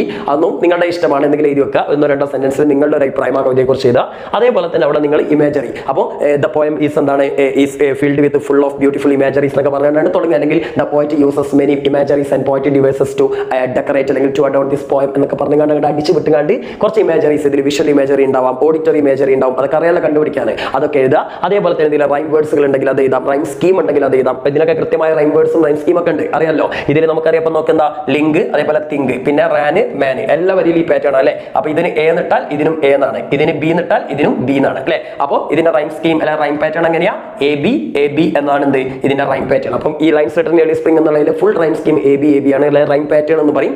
അത് പഠിച്ചു വെക്കുക, അത് അപ്രീസിയേഷനിൽ കൊള്ളിക്കുക. അതേപോലെ തന്നെ ഇതിന്റെ റൈം വേർഡ്സുകൾ ഇപ്പോൾ ലിങ്കും തിങ്കും റൈം വേർഡ്സ് ആണ്, റാനും മാനും റൈം വേർഡ്സ് ആണ്. പിന്നെ ഇവിടെ നോക്കണേ നോട്ട്സും തോട്ട്സും റൈം വേർഡ്സ് ആണ്, റിക്ലൈൻഡും മൈൻഡും റൈം വേർഡ്സ് ആണ്. അപ്പൊ അങ്ങനെയുള്ളതൊക്കെ വെച്ച് കഴിഞ്ഞാൽ കുറെ സെന്റൻസ് കിട്ടി. പിന്നെ അതേപോലെ ഇതിൽ പേഴ്സോണിഫിക്കേഷൻസ് ഉണ്ടാവും. എന്താ പേഴ്സോണിഫിക്കേഷൻ എന്ന് പറഞ്ഞാൽ ഇപ്പൊ നിങ്ങൾക്ക് ഇവിടെ കാണാം, എന്താ to her fair works did nature link the human soul that through me ran അല്ലെ. അതായത് എന്നിലൂടെ ഒഴുകുന്ന മനുഷ്യാത്മാവിനെ പ്രകൃതി അവളുടെ സുന്ദരമായ പ്രവൃത്തിയിലൂടെ മനോഹരമായ പ്രവൃത്തിയിലൂടെ കണക്ട് ചെയ്തു. അപ്പൊ പ്രകൃതി എങ്ങനെ വിളിച്ചത്, അവളെ എന്നാണ് വിളിച്ചത് അല്ലെ, അവളുടെ സുന്ദരമായ പ്രവൃത്തി. അപ്പൊ പ്രകൃതി ഒരു മനുഷ്യ സ്ത്രീയോട് അല്ലെ, അതായത് മനുഷ്യന്റെ ഹൃദയത്തെ കോർത്തെടുക്കുന്ന ഒരു മനുഷ്യ സ്ത്രീയോട്, ഒരു സ്ത്രീയോടാണ് പ്രകൃതിയെ ഉപമിച്ചത്. അപ്പോൾ ഇങ്ങനെ മനുഷ്യരല്ലാത്ത ഒന്നിനെ മനുഷ്യനോട് കമ്പയർ ചെയ്യുന്നതിനാണ് നമ്മൾ പേഴ്സോണിഫിക്കേഷൻ എന്ന് പറയാം. അപ്പൊ ഇവിടെ to her fair works did nature link എന്നുള്ള ആ ഒരു പ്രയോഗം എന്തിന് എക്സാമ്പിൾ ആ പേഴ്സോണിഫിക്കേഷൻ എക്സാമ്പിൾ ആണ്. അപ്പൊ അത് നിങ്ങൾക്ക് ഈ കവിതയുടെ അപ്രീസിയേഷനിൽ കൊടുക്കാം. പിന്നെ അതേപോലെ തന്നെ കണ്ടോ മാൻ ഹാസ് മെയ്ഡ് ഓഫ് മാൻ കേട്ടോ, റിപ്പീറ്റ് ചെയ്ത് കണ്ടില്ലേ. അപ്പൊ അലിട്രേഷൻ എക്സാമ്പിൾ ആയിട്ട് അത് കൊടുക്കാം. അങ്ങനെ ഒരുപാട്. പിന്നെ വിഷ്വൽ ഇമേജ് നോക്കുകയാണെങ്കിൽ ഇപ്പൊ ഇവിടെ നിങ്ങൾക്ക് എന്താണ് ഇവിടെ ഗ്രൂ എന്ന് കാണാം അല്ലെ. ഗ്രൂ എന്ന് പറഞ്ഞു കഴിഞ്ഞാൽ കാർഡ് എന്നാണ്, ഒരു വിഷ്വൽ ഇമേജ് അല്ലേ, അത് നിങ്ങളുടെ മനസ്സിലേക്ക് ഒരു കാർഡ് കൊണ്ടുവരുന്നില്ലേ. പിന്നെ അതേപോലെ തന്നെ ബ്ലെൻഡഡ് നോട്ട്സ് എന്നുള്ളത് എന്താണ്, ഒരു സൗണ്ട്, ഒരു സംഗീതം, ഇഴുകിച്ചേർന്ന സംഗീതമാണ് അല്ലെ. 1000 ബ്ലെൻഡഡ് നോട്ട്സ്, ആയിരക്കണക്കിന് ഇഴുകിച്ചേർന്ന സംഗീതങ്ങൾ എന്നാണ് പറഞ്ഞത്. അപ്പൊ അങ്ങനെ പറയുമ്പോൾ നിങ്ങളുടെ മനസ്സിലേക്ക് ഒരു ഓഡിറ്ററി ഇമേജ് വരുന്നില്ലേ, ഒരു ശബ്ദം, കുറെ പാട്ടുകൾ, കിളികളുടെ ശബ്ദങ്ങളും അതേപോലെ ഇലകളുടെ മർമ്മരങ്ങളൊക്കെ നിങ്ങളുടെ മനസ്സിലേക്ക് വരുന്നില്ലേ. അപ്പൊ ഇത് ഓഡിറ്ററി ഇമേജിന് എക്സാമ്പിൾ ആണ്. അതേപോലെ തന്നെ ഐ ഹാഡ് 1000 ബ്ലെൻഡഡ് നോട്ട്സ് എന്നുള്ളത് ഒരു ഹൈപ്പർ ബോൾ ആണ് അല്ലെ. ഹൈപ്പർ ബോൾ എന്ന് പറഞ്ഞു കഴിഞ്ഞാൽ ഹൈപ്പർ ബോൾ അല്ലെ, ഹൈപ്പർ ബോൾ അല്ലെങ്കിൽ ഹൈപ്പർബോളി എന്നൊക്കെ പറയും. ഇതെന്താ സംഭവം, ഒരു സാധനത്തിനെ നമ്മൾ പെരുപ്പിച്ച് കാണിക്കുക. കവികൾ സാധാരണ ചെയ്യുന്ന പരിപാടിയാണ്, ഒരു സംഭവത്തെ എക്സാഗ്രേറ്റ് ചെയ്തുകൊണ്ട് പെരുപ്പിച്ച് കാണിക്കുന്നതിനാണ് നമ്മൾ ഹൈപ്പർബോൾ എന്ന് പറയാം. സോ ഇതൊരു ഹൈപ്പർബോളിന്റെ എക്സാമ്പിളാ. എന്താ, ഞാൻ ആ കാട്ടിലിരിക്കുന്ന സമയത്ത് ആയിരക്കണക്കിന് സ്വരമാതിരികൾ ഞാൻ കേട്ടു എന്നാണ് ഈ കവി പറയുന്നത് അല്ലെ. അപ്പോൾ അതൊരു ഹൈപ്പർബോളിന്റെ എക്സാമ്പിൾ ആണ്. ഇപ്പൊ നമുക്കറിയാം നമ്മുടെ മണിച്ചേട്ടൻ പാടിയെന്നില്ലേ, എന്താണ് ആലത്തൂരങ്ങാടിയിൽ ഞാൻ പോയി വരുമ്പോൾ ആകാശം തൊട്ട് കിടക്കുന്ന ഒരു ആൽമരം കണ്ടേ ഞാൻ. അപ്പോൾ ആ ആകാശം തൊട്ട് കിടക്കുന്ന ആൽമരം കണ്ടു എന്ന് പറഞ്ഞാൽ ആൽമരം ആകാശം തൊട്ട് കിടക്കുന്നൊന്നുമില്ല, എന്താ ഒരുപാട് വലിയൊരു ആൽമരം കണ്ടു എന്നാണ് മണിച്ചേട്ടൻ പറഞ്ഞത് അല്ലേ. അപ്പൊ അതിനെ എക്സാഗ്രേറ്റ് ചെയ്തുകൊണ്ട് മൂപ്പര് പറഞ്ഞൊരു ഹൈപ്പർബോളിയാണ് എന്ത്, ആകാശം തൊട്ട് കിടക്കുന്ന ഒരു ആൽമരം കണ്ടു. അതേപോലെ തന്നെയാണ് പറഞ്ഞത്, എന്താ ഞാൻ ആ കാട്ടിലിരിക്കുന്ന സമയത്ത് ആയിരക്കണക്കിന് ശബ്ദങ്ങൾ കേട്ടു എന്നാണ് ഇയാൾ പറഞ്ഞത്. ആയിരക്കണക്കിനൊന്നും കേട്ടിട്ടുണ്ടാവില്ല, പക്ഷേ അദ്ദേഹം ഒന്ന് പൊട്ടി പറഞ്ഞാണ്. ഇങ്ങനെ കവികൾ തള്ളി മറിക്കുന്നതിനാണ് എന്തെന്ന് പറയാ ഹൈപ്പർബോളി. അപ്പൊ അതൊക്കെ നിങ്ങൾക്ക് അപ്രീസിയേഷനിൽ കൊടുക്കാൻ പറ്റും. ഓക്കെ, ഇനി അതേപോലെ തന്നെ ചിലപ്പോൾ ഇതന്നെ വരണമെന്നില്ല, ഇതിന് പകരം ചിലപ്പോൾ ബ്ലോയിങ്ങിന്റെ വിൻ എന്ന കവിത വന്നിട്ട് അതിന്റെ അപ്രീസിയേഷൻ ചോദിച്ചേക്കാം. അപ്പൊ രണ്ട് കവിതയുടെയും അപ്രീസിയേഷൻ പഠിക്കണം, ഏത് വരും നമുക്ക് പറയാൻ പറ്റില്ല. അപ്പൊ ബ്ലോയിങ് എന്ന വിന്നിന്റെ അപ്രീസിയേഷൻ ആണ് വരുന്നെങ്കിൽ ഒരു പക്ഷേ എന്തായിരിക്കും ഈ കവിതയിൽ നിന്നുള്ള ക്വസ്റ്റൻ ആൻസേഴ്സ് വരും. അപ്പൊ ക്വസ്റ്റൻ ആൻസേഴ്സ് ആണ് വരുന്നെങ്കിൽ ഇപ്പൊ ഞാൻ പറഞ്ഞ സാധനങ്ങളൊക്കെ ചോദ്യങ്ങളായിട്ട് വരാൻ സാധ്യതയുണ്ട്. അപ്പൊ ഇതൊക്കെ പഠിച്ചു വെക്കാം. ഓക്കെ, ഇനി മക്കളെ 12 മുതൽ 16 വരെയുള്ള ചോദ്യങ്ങൾ ഇത് അവിടെ നിങ്ങൾക്ക് കാണാം. ചോദ്യങ്ങൾ ഇതെന്താ സംഭവം എന്ന് വിചാരിച്ചാൽ നിങ്ങൾക്ക് ഒരു എക്സ്റ്റേണൽ പാസേജ് ആണ്. ഇവിടെ കണ്ട ഒരു പാരഗ്രാഫ്, ഒരു പുറത്തുനിന്നുള്ള ഒരു കഥയോ അല്ലെങ്കിൽ കഥയുടെ എന്തെങ്കിലും ഭാഗമോ അതല്ലെങ്കിൽ എന്തെങ്കിലും ഒരു സംഭവം തരും, അത് നന്നായിട്ട് വായിക്കണം. ഇതിനാണ് നിങ്ങൾ കാര്യമായിട്ട് സമയം ചെലവാക്കേണ്ടത്. അല്ലാതെ ആദ്യത്തെ 2 സെറ്റ് ക്വസ്റ്റ്യൻ അല്ല, കവിതയും അതേപോലെ തന്നെ ആ ടെക്സ്റ്റിലുള്ള ഒരു പാഠഭാഗം, അതിനൊന്നും നിങ്ങൾ സമയം വേസ്റ്റ് ചെയ്യരുത്. അത് വീട്ടിൽ നിന്നേ പഠിച്ച് തയ്യാറെടുത്ത് വരിക. ഇത് എന്തായാലും നിങ്ങൾ കുറച്ച് സമയം ചെലവാക്കേണ്ടി വരും. കാരണം നിങ്ങൾ പരിചയമില്ലാത്ത ഒരു സെന്റൻസ്, ഒരു പാരഗ്രാഫോ അല്ലെങ്കിൽ ഒരു കഥയുടെ ഭാഗമായിരിക്കും. അത് നന്നായിട്ട് വായിച്ചതിന് ശേഷം മാത്രം ഈ ചോദ്യങ്ങൾ അറ്റൻഡ് ചെയ്യുക. ആദ്യ ചോദ്യങ്ങളിലേക്ക് പോകരുത്. ആദ്യ ചോദ്യങ്ങളിലേക്ക് പോയി കഴിഞ്ഞാൽ ചിലപ്പോൾ ഇതിലുള്ള ഉത്തരം നിങ്ങൾക്ക് മാറി, ചിലപ്പോൾ കൺഫ്യൂഷൻ ഉണ്ടാക്കുന്ന ഒരേപോലത്തെ ചിലപ്പോൾ സെന്റൻസുകളൊക്കെ ഉണ്ടാവാം. അപ്പോൾ നിങ്ങൾക്ക് ഉത്തരം തെറ്റിപ്പോകും. അപ്പോൾ അതുകൊണ്ട് ആദ്യം നിങ്ങൾക്ക് അറിയാവുന്ന രീതിയിൽ കൂൾ ഓഫ് ടൈമിലെങ്കിലും ഈ ഒരു പാരഗ്രാഫ് ഒന്ന് വായിച്ചിട്ട് ഇതിന്റെ അർത്ഥങ്ങളൊക്കെ ഒന്ന് മനസ്സിലാക്കി വെക്കുക. കിട്ടാത്ത എന്തെങ്കിലും വാക്കുകളൊക്കെ ഉണ്ട് പെൻസിൽ കൊണ്ട് അതിന്റെ നേരെ നോട്ട് ചെയ്ത് വെച്ചാൽ മതി. ഓക്കെ, എന്നിട്ട് ഈ ചോദ്യങ്ങൾ നോക്കി കഴിഞ്ഞാൽ പെട്ടെന്ന് നിങ്ങൾക്ക് ഉത്തരം കിട്ടും. ഇനി ഇത് തന്നെ ചിലപ്പോൾ ഇതിലിപ്പം ചോദിച്ചിട്ടില്ല തോന്നുന്നുണ്ട്, സാധാരണ ചോദിക്കുന്ന ഒരു ചോദ്യം ഉണ്ട്, എന്താ give A suitable title. Okay, ഈ വാക്കൊന്ന് ഓർത്ത ചാതി സാധാരണ എന്താണ് ഒരു അധികം ഇംഗ്ലീഷ് ഒന്നും അറിയാത്ത കുട്ടികളാണ് ഈ വാക്ക് ഓർത്ത് ചാതി ചിലപ്പോൾ മിക്കവാറും ലാസ്റ്റത്തെ ക്വസ്റ്റിനെ ആയിട്ട് ഇങ്ങനെ 16ാമത്തെ ക്വസ്റ്റിനെ ആയിട്ടായിരിക്കും ചോദിക്കേണ്ട give A suitable title for this story. ഇതൊരു സ്റ്റോറി ഒക്കെ ആണെങ്കിൽ കേട്ടോ, ഒരു സ്റ്റോറി ആണെങ്കിൽ അതുപോലത്തെ ഇതിപ്പോ സ്റ്റോറി അല്ല, ഇതൊരു പുസ്തകത്തിനെ കുറിച്ച് പറയുന്ന ഒരു ഇൻസിഡന്റ് ആണ്. കണ്ടോ, ഐ ആം എ ബുക്ക് എന്നൊക്കെ പറഞ്ഞാണ്ട് നേരെ മറിച്ച് ചിലപ്പോൾ നിങ്ങൾക്ക് വല്ല കഥകളൊക്കെ തരും. ആ കഥകളൊക്കെ തരികയാണെങ്കിൽ ചിലപ്പോൾ നിങ്ങൾക്ക് എന്താ പറയും, give A suitable title for this story. ഈ സ്റ്റോറിക്ക് ഒരു സ്യൂട്ടബിൾ ആയിട്ടുള്ള ടൈറ്റിൽ പറയാൻ പറയും. ടൈറ്റിൽ എന്ന ഹെഡിംഗ് ആണ്, ശീർഷകം അല്ലേ. അപ്പൊ നിങ്ങൾ അതിലുള്ള ഏതെങ്കിലും കഥാപാത്രത്തിന്റെ പേരോ എന്തെങ്കിലും ഉണ്ടെങ്കിൽ അതങ്ങോട്ട് എഴുതി വെച്ചാൽ മതി. അതിന് കൊണ്ട് സെന്റൻസ് ഒന്നും കൊണ്ട് എഴുതിക്കരുത്. അത് ചോദിക്കുകയാണെങ്കിൽ ലാസ്റ്റ് ഒക്കെയാണ് ചോദിക്കുക. ഇവിടെ അങ്ങനത്തെ ചോദ്യങ്ങളൊന്നുമില്ല. അപ്പൊ ഇത് ഞാനിപ്പോൾ ഇവിടെ നിങ്ങൾക്ക് ഡീറ്റെയിൽ ആയിട്ട് പറഞ്ഞില്ല, കാരണം ഇത് നിങ്ങൾക്ക് എന്തായാലും പരീക്ഷയ്ക്ക് വരില്ല, ചിലപ്പോൾ വേറെ മെസ്സേജ് ആയിരിക്കും വരിക. ഓക്കെ, അപ്പൊ എന്തായാലും ഇങ്ങനെ ചോദ്യം വരും. ഇതിനൊക്കെയാണ് നിങ്ങൾ സമയം എടുക്കേണ്ടതെന്ന് മനസ്സിലാക്കുക. സമയം എടുത്തു കഴിഞ്ഞാൽ കാര്യം ഉണ്ടാവും, ഈസി ആയിട്ട് 5 മാർക്ക് കിട്ടും. കാരണം മുഴുവൻ ഉത്തരങ്ങളും ഇവിടെ ഉണ്ടാവും, മറ്റേ മെസ്സേജിനൊന്നും മാറിയില്ല, എല്ലാ ഉത്തരങ്ങളും ഇതിനകത്ത് ഉണ്ടാവും. നിങ്ങൾ ഉണ്ടാക്കിയതിന്റെ ആവശ്യം ഉണ്ടാവില്ല. അപ്പം ഇനി ഒന്നും അറിയാത്ത കുട്ടികളാണ് എന്ത് വിചാരിച്ചാൽ ഈ ക്വസ്റ്റ്യൻ പേപ്പർ ശരിക്കും ഒന്ന് വായിക്കാം. ഇവിടെ നോക്കിയാൽ whose autobiography is portrayed here എന്നാണ് പറഞ്ഞത്. അപ്പോൾ ഓട്ടോബയോഗ്രഫി എന്ന് പറഞ്ഞാൽ ആത്മകഥയാണ് അല്ലേ. ഹൂസ് എന്ന് പറഞ്ഞാൽ ആരുടെ, ഇങ്ങനെ അർത്ഥങ്ങൾ നിങ്ങൾക്ക് കിട്ടുമെന്ന് നോക്കാം. പോർട്രേഡ് ചിത്രീകരിക്കുക, ആരുടെ ആത്മകഥയാണ് ഇവിടെ ചിത്രീകരിച്ചത്. നമുക്ക് ഒറ്റയടിക്ക് തന്നെ കിട്ടുന്നത് ഐ ആം എ ബുക്ക് എന്നല്ലേ പറഞ്ഞത്. അപ്പോൾ ഇവിടെ ആരുടെ ആത്മകഥയാ, ബുക്കിന്റെ ആത്മകഥയാണ് അല്ലെ. ഒരു പുസ്തകം അതിന്റെ ആത്മകഥ പറയുന്ന രീതിയിൽ എഴുതിയിട്ടുള്ള ഒരു സാധനമാണ് അല്ലേ. അപ്പൊ അങ്ങനെ ചില ചോദ്യങ്ങളൊക്കെ നമുക്ക് ഇതിൽ വായിച്ചാൽ തന്നെ കിട്ടാൻ ചാൻസ് ഉണ്ട്. ചിലപ്പം ഇതിൽ വായിച്ചത് കിട്ടില്ലെങ്കിൽ ഇതിനോട് ബന്ധപ്പെട്ട എന്തെങ്കിലും സെന്റൻസ് ഉണ്ടെങ്കിൽ അതെങ്കിലും ഒന്ന് എഴുതിയൊക്കെ ഒന്നും അറിയാത്ത ആൾക്കാർ, പക്ഷേ അത്യാവശ്യം ഇംഗ്ലീഷ് അറിയുന്നവർക്ക് ഈസി ആയിട്ട് ഇതിന്റെ ആൻസർ സിമ്പിൾ ആയിട്ട് ആൻസർ ചെയ്താൽ കഴിയും. ഓക്കെ, അപ്പം ഈ ഭാഗം എങ്ങനെ ചെയ്യാന്ന് മനസ്സിലായല്ലോ. ഇത് നിങ്ങൾ ശ്രദ്ധിക്കേണ്ട, നേരച്ചാൽ കഴിയുന്നത് ലാസ്റ്റിലേക്ക് മാറ്റി വെക്കുക. കാരണം നിങ്ങൾക്ക് നന്നായിട്ട് അറിയാവുന്ന ആദ്യം അതൊക്കെ നന്നായിട്ട് ആലോചിച്ച് ചെയ്തിട്ടുണ്ട്. ഇതിനെ കുറച്ച് ടൈം എടുക്കും. ചിലപ്പോൾ സംഭവം 5 മാർക്കുള്ളൂ, അതിന് വേണ്ടി ചിലപ്പോൾ നിങ്ങൾ 10-20 മിനിറ്റ് ഒക്കെ എടുക്കും. അപ്പോൾ അതുകൊണ്ട് ആദ്യം അറിയാവുന്ന എഴുതി കഴിഞ്ഞാൽ ഈ ആലോചിച്ചുണ്ടാക്കുന്നൊക്കെ ലാസ്റ്റിലേക്ക് മാറ്റി വെച്ച് കഴിഞ്ഞാൽ നിങ്ങൾക്ക് സമയം കുറേ കിട്ടും ആലോചിക്കാൻ. മറ്റ് എന്താണ്, നിങ്ങൾക്ക് ഇതിലൊക്കെ കുറേ ടൈം വേസ്റ്റ് ചെയ്ത് കഴിഞ്ഞാൽ പ്രശ്നം എന്താ വെച്ചാൽ അവസാനത്തിൽ നിങ്ങൾക്ക് നന്നായിട്ട് അറിയാവുന്ന എഴുതാൻ ടൈം കിട്ടില്ല. അപ്പോൾ ടൈം കിട്ടാൻ നിങ്ങൾക്ക് ടെൻഷൻ ആവും. ടെൻഷൻ ആയി കഴിഞ്ഞാൽ അറിയാവുന്ന പോലും നിങ്ങൾ തെറ്റിക്കും. ഓക്കെ, അപ്പോൾ അതുകൊണ്ട് നന്നായിട്ട് അറിയാവുന്ന എന്നെ ആദ്യം എഴുതുക കേട്ടോ. ഇനി 17 മുതലുള്ള ചോദ്യങ്ങൾ എന്ന് പറഞ്ഞു കഴിഞ്ഞാൽ ഏറ്റവും നിർണായകമായിട്ടുള്ള നിങ്ങൾക്ക് ഏറ്റവും കൂടുതൽ മാർക്ക് നേടി തരുന്ന ചോദ്യങ്ങളാണ്. അപ്പോൾ ഈ ചോദ്യങ്ങളൊക്കെ എത്ര പേജ് എഴുതണം, എങ്ങനെ എഴുതണം എന്നുള്ള ഡീറ്റെയിൽഡ് ആയിട്ടുള്ള കാര്യങ്ങൾ ഞാൻ പറഞ്ഞുതരും. ശരിക്കും കേൾക്കുക. ഇവിടെ 17, 18 നിങ്ങൾക്ക് ആദ്യം തന്നെ വരുന്ന ഈ 2 ചോദ്യങ്ങളുണ്ടല്ലോ, 17ാമത്തും 18ാമത്തും, ഇതൊരു ഓപ്ഷൻസ് ആയിട്ടുള്ളതാണ്. ഇതിൽ ഏതെങ്കിലും ഒരെണ്ണം അറ്റൻഡ് ചെയ്താൽ മതി. ഇതിന്റെ മാർക്ക് നോക്കിയാൽ 7 മാർക്കാണ്. ഒറ്റൊന്ന് എഴുതിയാൽ മതി, 2 ഇത് എഴുതിക്കേണ്ട ആവശ്യമില്ല. ഇത് മിക്കവാറും നിങ്ങൾക്ക് ഞാനിപ്പോൾ പറഞ്ഞ 3 ചാപ്റ്റർ ഉണ്ട്. ഏതൊക്കെ, അഡ്വഞ്ചേഴ്സിന്റെ banyan tree, snake and mirror, പിന്നെ അതേപോലെ തന്നെ നമ്മുടെ പ്രോജക്ട് ടൈഗർ. ഈ 3 ഏതെങ്കിലും ഒന്നായിരിക്കും വരിക. അപ്പോൾ നിങ്ങൾ ഏറ്റവും മിനിമം എന്ത് വിചാരിച്ചാൽ ഇതിൽ ഏതെങ്കിലും 2 സമ്മറി. ഇനിയിപ്പോൾ നമ്മുടെ മൈസർ സ്റ്റേ ഷൂസ് ഉണ്ട്, അതും ചിലപ്പോൾ ചോദിക്കില്ല, നമുക്ക് പറയാൻ പറ്റില്ല. അപ്പോൾ എന്ത് ചെയ്യാന്ന് വിചാരിച്ചാൽ ഇതിൽ ഏതെങ്കിലും 2 ഒരു സമ്മറി നിങ്ങൾ പഠിച്ചു വെച്ച് കഴിഞ്ഞാൽ ഈ 7 മാർക്ക് നിങ്ങൾക്ക് പോക്കറ്റിലാക്കാം. ഓക്കെ, ബാക്കി നിങ്ങളുടെ ഐഡിയ പോലെ മാറ്റി എഴുതിയാൽ മതി. സമ്മറി പഠിച്ചെടുക്കാം. ഓക്കെ, അപ്പം അഡ്വഞ്ചേഴ്സിന്റെ ബനിയൻ ട്രീയിൽ നിങ്ങൾ പഠിക്കേണ്ടത് ഏറ്റവും ഇമ്പോർട്ടന്റ് ആയിട്ട് ആ സ്നേക്കും അതേപോലെ മംഗോസും തമ്മിൽ നടക്കുന്ന ഫൈറ്റ് ആണ്. മിക്കവാറും ആ ഒരു പോർഷനെ ചോദിക്കുള്ളൂ. ഇനി അതല്ലെങ്കിലും നിങ്ങൾ എന്ത് ചെയ്യുക, ആ ഒരു പോർഷൻ എഴുതി വെച്ചാൽ മതി. എന്തായാലും ആ ഒരു ഭാഗം ടച്ച് ചെയ്തിട്ടേ നിങ്ങൾക്ക് സമ്മറി ചോദിക്കുകയുള്ളൂ. ഓക്കെ, സമ്മറി അല്ല, അത് ചിലപ്പോൾ നറേഷൻ ആയിരിക്കാം, ചിലപ്പോൾ റൈറ്റപ്പ് ആയിരിക്കാം. അപ്പൊ നറേഷനും റൈറ്റപ്പും എന്താണെന്ന് നമുക്ക് നോക്കാം. ഇവിടെ നിങ്ങൾ കണ്ടോ, the boy in the story അഡ്വഞ്ചേഴ്സിന്റെ banyan tree is a true lover of nature. അതായത് നമ്മുടെ അഡ്വഞ്ചേഴ്സിന്റെ ബനിയൻ ട്രീയിൽ ആ കുട്ടി ഉണ്ടല്ലോ, റസ്കിംബോ ഉണ്ട്, മൂപ്പര് നല്ലൊരു പ്രകൃതി സ്നേഹിയാണ്. Narrate some of the experience the boy got from nature in your own words. നിങ്ങളുടെ സ്വന്തം വാക്കുകൾ ആ കുട്ടിയുടെ കുറച്ച് എക്സ്പീരിയൻസുകൾ നറേറ്റ് ചെയ്യാനാണ് പറഞ്ഞത്. അപ്പൊ ആ കുട്ടിയുടെ എക്സ്പീരിയൻസ് എന്ന് പറഞ്ഞു കഴിഞ്ഞാൽ ആ കുട്ടിക്ക് ആൽമരത്തിലുള്ള എക്സ്പീരിയൻസ് ആണ് നിങ്ങളോട് ഉദ്ദേശിച്ചത്. അപ്പൊ അവിടെ ആ കുട്ടി എന്തുണ്ടാക്കിയത്, പുസ്തകം വായിക്കാനായിട്ട് അവിടെ അല്ലെങ്കിൽ അവിടെ സ്പെൻഡ് ചെയ്യാനായിട്ട് ഒരു പ്ലാറ്റ്ഫോം ഉണ്ടാക്കിയ കഥ പറയണം. അതേപോലെ തന്നെ ആ കുട്ടി സ്നേക്കും മംഗൂസും തമ്മിൽ നടന്ന ഈ ഫൈറ്റിന്റെ കാര്യം പറയണം. അവിടെ അണ്ണാറക്കണ്ണനുമായിട്ട് ചങ്ങാത്തം കൂടിയ കാര്യം പറയണം. അണ്ണാറക്കണ്ണനും എലിയും കൂടി ചങ്ങാത്തം കൂടിയതും ആ ഒരു വൈറ്റ് എലികളുണ്ടായി കുട്ടികളുണ്ടായ ഇൻസിഡന്റും പറയണം. ഇതൊക്കെ ഷോർട്ടായിട്ട് പറയണം. പക്ഷേ ഇതിലൊക്കെ നിങ്ങൾ ഏറ്റവും ഇമ്പോർട്ടന്റ് ആയിട്ട് പറയേണ്ടത് ഏത് തന്നെയാണ്, നമ്മുടെ ആ ഒരു ഫൈറ്റ് ആണ്. ഇവിടെ പറയുന്നുണ്ട് the fight between cobra and mongoose. ഇതിന് തന്നെയാണ് പ്രയോറിറ്റി കൊടുക്കേണ്ടത്. ബാക്കിയുള്ള എന്തൊക്കെ വേണം എന്നുള്ളത് ഇവിടെ ഷോർട്ട് ആയിട്ട് പറയുന്നുണ്ട്. എന്താ, ആ ബ്യൂട്ടിഫുൾ ദഹ്റ വാലിയെ കുറിച്ച്, അതായത് ബനിയൻ ട്രീ സ്ഥിതി ചെയ്യുന്ന ആ വീടിനെ കുറിച്ച് ജസ്റ്റ് ഒന്ന് പറയണം. പിന്നെ അവിടെ നമ്മുടെ ഫിഗ് സീസൺ, അതായത് സ്പ്രിംഗ് സീസണിൽ ആ ഒരു എന്തിലുണ്ടായിരുന്ന ആ ആൽമരത്തിൽ ഉണ്ടാകുന്ന മാറ്റം, ബേർഡ്സ് ഫ്രം ഓൾ പ്ലേസസിലെ എല്ലാ സ്ഥലത്തുനിന്നും പക്ഷികൾ എന്ത് ചെയ്യുന്നു, would flock in to the ബ്രാഞ്ചസിലെ ആ മരത്തിന്റെ ബ്രാഞ്ചസിലേക്ക് കടന്നു വരും. എന്നിട്ട് എന്ത് ചെയ്യുന്ന banyan tree became the noisiest place on the റോഡിലെ, ആ സമയത്ത് റോഡിലെ ഏറ്റവും ശബ്ദമുഖരിതമായ സ്ഥലമായി മാറും എന്നൊക്കെ പറയുന്നില്ല. ആ ഭാഗം പറയാം. പിന്നെ ഹിസ് ഫ്രണ്ട്ഷിപ്പ് വിത്ത് ഗ്രേസ് ക്യൂറൽ, ഒരു ഗ്രേസ് ക്യൂറലുമായിട്ട് അദ്ദേഹം ഫ്രണ്ട്ഷിപ്പ് ആയ ഒരു സംഭവം പറയാം. പിന്നെ കോബ്രയും മംഗൂസും തമ്മിലുള്ള ഫൈറ്റിനെ കുറിച്ച് പറയാം. പിന്നെ റാറ്റും സ്ക്യൂറലും തമ്മിലുള്ള ഫ്രണ്ട്ഷിപ്പും പിന്നെ അവർ വെളുത്ത എണ്ണാൻ കുഞ്ഞുങ്ങളെ കണ്ടെത്തിയ കാര്യവും പറയാം. ഓക്കെ, അപ്പൊ ഇത്രയും കാര്യങ്ങൾ ഷോർട്ട് ആയിട്ട് എഴുതിയാൽ മതി. ഒരുപാട് വലിച്ചു നീട്ടരുത്,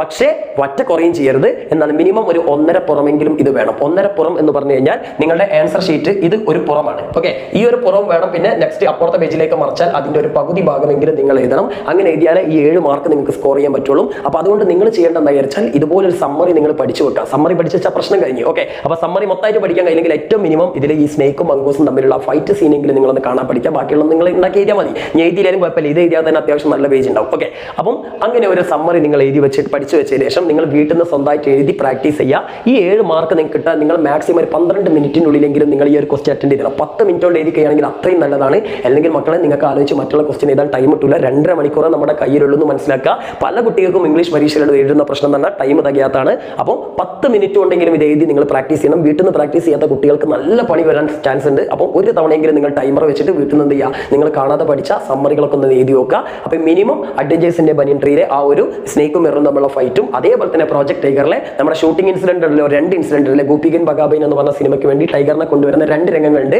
ആദ്യം ബൊറാൽ എന്ന് പറഞ്ഞ സ്ഥലത്ത്, ബൊറാലിനെ തോന്നുന്നുണ്ടല്ലേ, അവിടെ വെച്ച് നടത്തുന്നു. പിന്നെ ആ സ്ഥലം മാറ്റിയിട്ട് മറ്റൊരു സ്ഥലത്തേക്ക് മാറ്റുന്നു. ആദ്യത്തെ ഫെയിൽ ആയതിനു ശേഷം രണ്ടാമത്തെ സ്ഥലത്തേക്ക് മാറ്റുന്നു. അപ്പോൾ എന്തായാലും ആ 2 ഷൂട്ടിങ്ങിനെ കുറിച്ച് വിശദമായിട്ട് നിങ്ങളൊന്നൊരു സമ്മറി ആയിട്ട് ഉണ്ടാക്കി വെക്കുക. ഇതൊക്കെ നമ്മൾ വീഡിയോ ചെയ്തിട്ടുണ്ട്, ആ വീഡിയോകൾ കണ്ടാലും മതി. അപ്പോൾ അല്ലെങ്കിൽ നിങ്ങൾക്ക് നോട്ട്സ്, സ്കൂളിലൊക്കെ വല്ല നോട്ട്സ് തന്നിട്ടുണ്ടെങ്കിൽ നോട്ട്സ് പഠിക്കാം. എന്തായാലും സമ്മറി, ഈ 2 ചാപ്റ്ററിൽ സമ്മറി പഠിച്ചേക്കുക. ഈ 2 ചാപ്റ്ററിൽ ഒന്ന് എന്തായാലും വരും. ഓക്കെ, അപ്പം അത് പഠിച്ചു വെക്കുക കേട്ടോ. ഇനി ഇതിലെല്ലാത്തും വരും, പക്ഷേ ഈ 2 പഠിച്ചു വെച്ച് കഴിഞ്ഞാൽ പിന്നെ നമുക്ക് ഇനിയിപ്പോൾ മറ്റേ എന്താ പറയുക, സ്നേക്ക് എന്ന മിററത്തെ വന്നു കഴിഞ്ഞാൽ എഴുതേണ്ട ആവശ്യമില്ലല്ലോ. ഓക്കെ, ഇനി അതല്ലേ സ്നേക്ക് എന്ന മിററും പ്രൊജക്ട് ടൈഗറും പഠിച്ചേക്കുക. അതല്ലെങ്കിൽ പ്രൊജക്ട് ടൈഗറും അഡ്വഞ്ചേഴ്സിന്റെ ബനിയൻ ട്രീയും സ്നേക്ക് മിററും പഠിച്ചേക്കുക. അങ്ങനെ ഏതെങ്കിലും 2 പഠിച്ചു വെക്കുക കേട്ടോ. ഇനി മറ്റൊരു കാര്യം ശ്രദ്ധിക്കേണ്ടത്, ഇവിടെ ഇപ്പം narrate in your own words എന്നാണ് പറയുന്നത്. നിങ്ങളുടെ ഭാഷയിൽ നെറേറ്റ് ചെയ്യാൻ പറഞ്ഞത്. നെറേറ്റ് ചെയ്യുന്ന കഥ പറയാന്നാണ്, അതായത് ഡിസ്ക്രൈബ് ചെയ്യുക, വിവരിക്കുക. അപ്പൊ ചിലപ്പോൾ നിങ്ങളോട് എന്താ പറയുക വെച്ചാൽ, ആ ആൺകുട്ടി തന്നെ അവന്റെ എക്സ്പീരിയൻസ് മറ്റേതെങ്കിലും ഗ്രാൻഡ് ഫാദറിനോടോ അതല്ലെങ്കിൽ നമ്മളോടോ അതല്ലെങ്കിൽ അതിന്റെ അമ്മയോടോ അല്ലെങ്കിൽ ഏതെങ്കിലും സുഹൃത്തിനോടോ നെറേറ്റ് ചെയ്യുന്ന രീതിയിലാണെങ്കിൽ അവിടെ നിങ്ങൾ ആ കുട്ടി പറയുന്ന രീതിയിൽ വേണം എഴുതാൻ. ഇവിടെ നിങ്ങൾ എഴുതേണ്ടത് rescue model and the boy എന്നുള്ള രീതിയിലാണ് എഴുതേണ്ടത്. അപ്പം ആരാണ് നെറേറ്റ് ചെയ്യുന്നത് നോക്കിയിട്ട് വേണം, അതിലെ കഥാപാത്രമാണോ അതെല്ലാം നിങ്ങളാണോ നെറേറ്റ് ചെയ്യുന്നത് നോക്കിയിട്ട് വേണം നിങ്ങൾ ഐ വെച്ചിട്ട് എഴുതണോ അല്ലെങ്കിൽ ആ കഥാപാത്രത്തിന്റെ പേര് വെച്ചിട്ട് എഴുതണോ എന്ന് തീരുമാനിക്കേണ്ടത്. ഓക്കെ, അത് വളരെ ശ്രദ്ധിക്കണം. പ്രത്യേകിച്ച് ഈ 2 ചാപ്റ്ററും, സത്യജിത് റായിയുടെ ചാപ്റ്ററിലും നമ്മുടെ കഥ ഓൾറെഡി ഒരു നറേഷൻ ആണ്. സത്യജിത് റായ് അയാളുടെ അനുഭവം തന്നെ പറഞ്ഞു തരികയാണ്. അതേപോലെ തന്നെ ഈ അഡ്വഞ്ചേഴ്സിന്റെ ബനിയൻ ട്രീയും എന്താണ്, ആ കുട്ടി സ്വന്തം കഥ പറഞ്ഞു തരാൻ അനുഭവം നമുക്ക് പറഞ്ഞു തരല്ലേ. അപ്പൊ ഇത് 2 ഓൾറെഡി ഫസ്റ്റ് പേഴ്സൺ നറേഷൻ ആണ് അല്ലേ. അപ്പോൾ ചിലപ്പോൾ മിക്കവാറും നിങ്ങൾക്ക് ഇതേപോലെ ഒരു തേർഡ് പേഴ്സൺ നറേഷൻ ആയിരിക്കും ചോദിക്കുക. അതായത് അവരുടെ അനുഭവം നിങ്ങളോട് വേറെ ആർക്കെങ്കിലും പറഞ്ഞു കൊടുക്കാൻ, അല്ലെങ്കിൽ നിങ്ങളുടെ ടീച്ചറിന് പറഞ്ഞു കൊടുക്കുന്ന രീതിയിൽ പറഞ്ഞു കൊടുക്കാനായിരിക്കും. അപ്പോൾ ആ കഥാപാത്രങ്ങളുടെ പേര് വെച്ചിട്ട് വേണം നിങ്ങൾ നറേറ്റ് ചെയ്യാൻ കേട്ടോ. ഓക്കെ, ഇനി രണ്ടാമത്തെ ഓപ്ഷനായിട്ട് ഇവിടെ വന്നത് സ്നേക്ക് എന്ന മിററാണ്. ഞാൻ പറഞ്ഞു ചിലപ്പോൾ സ്നേക്ക് എന്ന മിറർ ഈ 3 ഏതെങ്കിലും ഒന്ന് ഉറപ്പാണ്. അപ്പോൾ ഈ 3 ഏതെങ്കിലും 2 നിങ്ങൾ പഠിച്ചു വെക്കുക കേട്ടോ. ദെൻ സ്നേക്ക് എന്ന മിററിൽ എന്താ പറഞ്ഞത്, narrates the frightening incident of humorous way. അതായത് ഈ പാമ്പുമായിട്ട് നടന്ന ഒരു വലിയൊരു സംഘടനത്തിന്റെ കഥയാണെന്ന് ഇത് നമുക്ക് പറഞ്ഞു തരുന്നത്.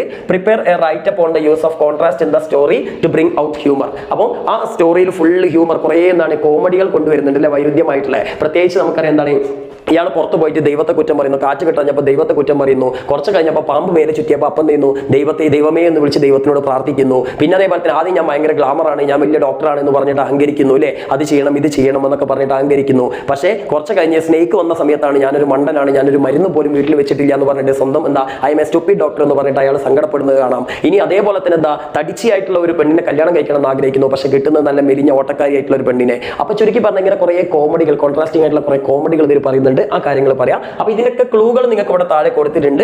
അപ്പോൾ പിന്നെ അതേപോലെ തന്നെ ഇതിൽ പറയുന്നുണ്ടല്ലോ, ഞാൻ ചെറിയൊരു വാടക വീട്ടിൽ, ഇത്രയും വലിയ വിചാരമാണ്, ഞാൻ വലിയ ഡോക്ടറാണ്, പക്ഷേ ജീവിക്കുന്നത് ഒരു വാടക വീട്ടിലാണ്, കറണ്ട് പോലും ഇല്ല.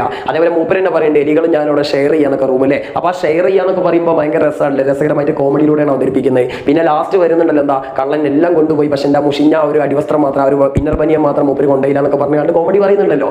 അപ്പോൾ അങ്ങനെയുള്ള കാര്യങ്ങളൊക്കെ വെച്ചിട്ട് വേണം നിങ്ങൾ എന്ത് ചെയ്യാൻ, എഴുതാൻ. അപ്പോൾ അതിനുള്ള ക്ലൂകൾ ഇവിടെ കൊടുത്തിട്ടുണ്ട്. അപ്പം ഇതും നിങ്ങൾ ഈ സമ്മറി എഴുതി വെച്ചാൽ തന്നെ മതി, നിങ്ങൾക്ക് ഓൾമോസ്റ്റ് ആ ഒരു മാർക്ക് തന്നെ കിട്ടും. അപ്പോൾ അതുകൊണ്ട് ഏറ്റവും ബേസിക് എന്ത് ചെയ്യുക, നിങ്ങൾ സമ്മറി പഠിച്ചു വെക്കുക എന്നുള്ളതാണ്. ഇനി സ്വന്തമായിട്ട് ഉണ്ടാക്കി എഴുതുന്ന കുട്ടികളാണെങ്കിൽ ഒന്നും പഠിച്ചു വെക്കേണ്ട, അർത്ഥങ്ങളൊന്നും മനസ്സിലാക്കി വെച്ചാൽ തന്നെ നിങ്ങൾക്ക് സ്വന്തമായിട്ട് ഉണ്ടാക്കിയിട്ട് ഈ ഹിൻസുകൾ ഡെവലപ്പ് ചെയ്തിട്ട് നിങ്ങൾക്ക് എഴുതാൻ പറ്റും.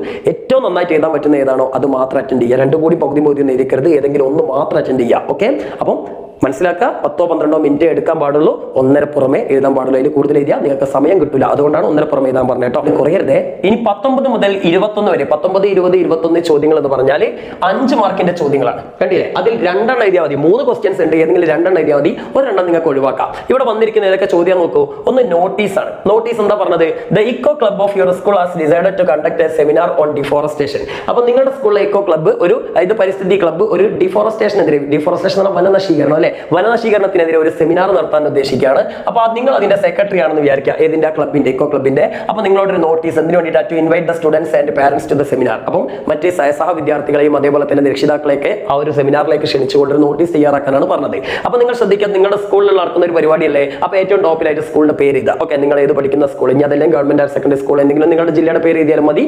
അതല്ല നിങ്ങൾ പഠിക്കുന്ന സ്കൂളിന്റെ പേര് എഴുതുന്നു. എന്നിട്ട് പിന്നെ അതിന്റെ അടിയിലായിട്ട് നിങ്ങൾ സെമിനാർ എന്ന് എഴുതിയിട്ട് അതിന്റെ സബ്ജക്ട് എഴുതുന്നു. സബ്ജക്ട് എന്ന് പറഞ്ഞാൽ എന്താണ്, സെമിനാർ ഓൺ ഡിഫോറസ്റ്റേഷൻ അല്ലെ, ആ ഒരു സാധനം എഴുതുന്നു. അല്ലെങ്കിൽ സെമിനാർ എന്ന് എഴുതിയിട്ട് നിങ്ങൾ എന്തെങ്കിലും അതിനോട് സൂട്ടബിൾ ആയിട്ടുള്ള ടൈറ്റിൽ എക്സ്ട്രാ കൊടുക്കണമെങ്കിൽ അങ്ങനെ കൊടുക്കാം. ഓക്കെ, അതായത് എന്താണ് ചെക്ക് ഡിഫോറസ്റ്റേഷൻ, വനനശീകരണം തടയൂ എന്നൊക്കെ പറഞ്ഞാൽ അങ്ങനെ ഒരു ക്യാപ്ഷൻ നിങ്ങൾ കൊടുക്കാം. ഇനി അതല്ലെങ്കിൽ ഇതിൽ പറഞ്ഞിട്ടുള്ള ഇതന്നെ വേണമെങ്കിൽ എന്ത് ചെയ്യാം, നിങ്ങൾക്ക് ക്യാപ്ഷൻ ആക്കിയിട്ട് കൊടുക്കാം. അതൊന്നും ഒരു ബോക്സ് ആയിട്ട് നല്ല വൃത്തിയാക്കാം. ഓക്കെ, നോട്ടീസ് എന്ന സമയത്ത് നിങ്ങൾ ശ്രദ്ധിക്കേണ്ടതെന്ന് വെച്ചാൽ നിങ്ങൾ അപ്പോൾ ഒരു ഫ്രഷ് പേജ് എടുക്കണം. ഒരു പേജ് കംപ്ലീറ്റ് ആയിട്ട് നിങ്ങളുടെ നോട്ടീസ് വേണം, എന്നാലേ നിങ്ങൾക്ക് ആ മാർക്ക് കൃത്യമായിട്ട് കിട്ടുള്ളൂ. അല്ലാതെ നോട്ടീസിന്റെ പകുതി ഒരു പേജിൽ പിന്നെ അതിന്റെ ബാക്കി കണ്ടം അടുത്ത പേജിലേക്ക് പോയാൽ ഭയങ്കര വൃത്തിയായിട്ടാണ് കാണാൻ. ചിലപ്പോൾ അതുകൊണ്ട് മാത്രം ഒരു അരമാർക്കൊക്കെ നിങ്ങൾക്ക് ചിലപ്പോൾ ടീച്ചർമാർ കുറയ്ക്കും. അപ്പോൾ അതുകൊണ്ട് ശ്രദ്ധിക്കുക, നിങ്ങൾ ഇപ്പോൾ ഏതെങ്കിലും ഒരു ക്വസ്റ്റ്യൻ ഇപ്പോൾ തൊട്ട് മുന്നുള്ള ഒരു ക്വസ്റ്റ്യൻ ആണ് നിങ്ങൾ എഴുതിയെങ്കിൽ അതിപ്പോൾ ഒരു 1.5 പുറമായി അതിന്റെ ബാക്കി ഒരു പകുതി പേജ് ഒഴിവുണ്ടെങ്കിൽ ആ പേജിൽ നിങ്ങൾക്ക് വേണമെങ്കിൽ വേറെ ഏതെങ്കിലും ക്വസ്റ്റ്യൻ എഴുതാം. അതല്ലാതെ നോട്ടീസ് ഒന്നും എഴുതരുത്. നോട്ടീസ്, ലെറ്റർ, പിന്നെ അതേപോലെ തന്നെ പ്രൊഫൈൽ, ഇങ്ങനെയുള്ള ബോക്സ് ആക്കേണ്ട ചില ക്വസ്റ്റ്യൻസ് ഉണ്ട്. അത്തരം ക്വസ്റ്റ്യൻസ് എന്തായാലും നിങ്ങൾ ഫ്രഷ് പേജിൽ തന്നെ എഴുതണം. ഓക്കെ, അല്ലാതെ വേറെ ഒന്നിന്റെ വാലായിട്ട് എഴുതരുത്. മനസ്സിലാക്കുക. അപ്പൊ നിങ്ങൾക്ക് ഇവിടെ 19ാമത്തെ ചോദ്യമാണെങ്കിൽ നമുക്കറിയാം നമ്മുടെ ക്വസ്റ്റ്യൻ പേപ്പറിൽ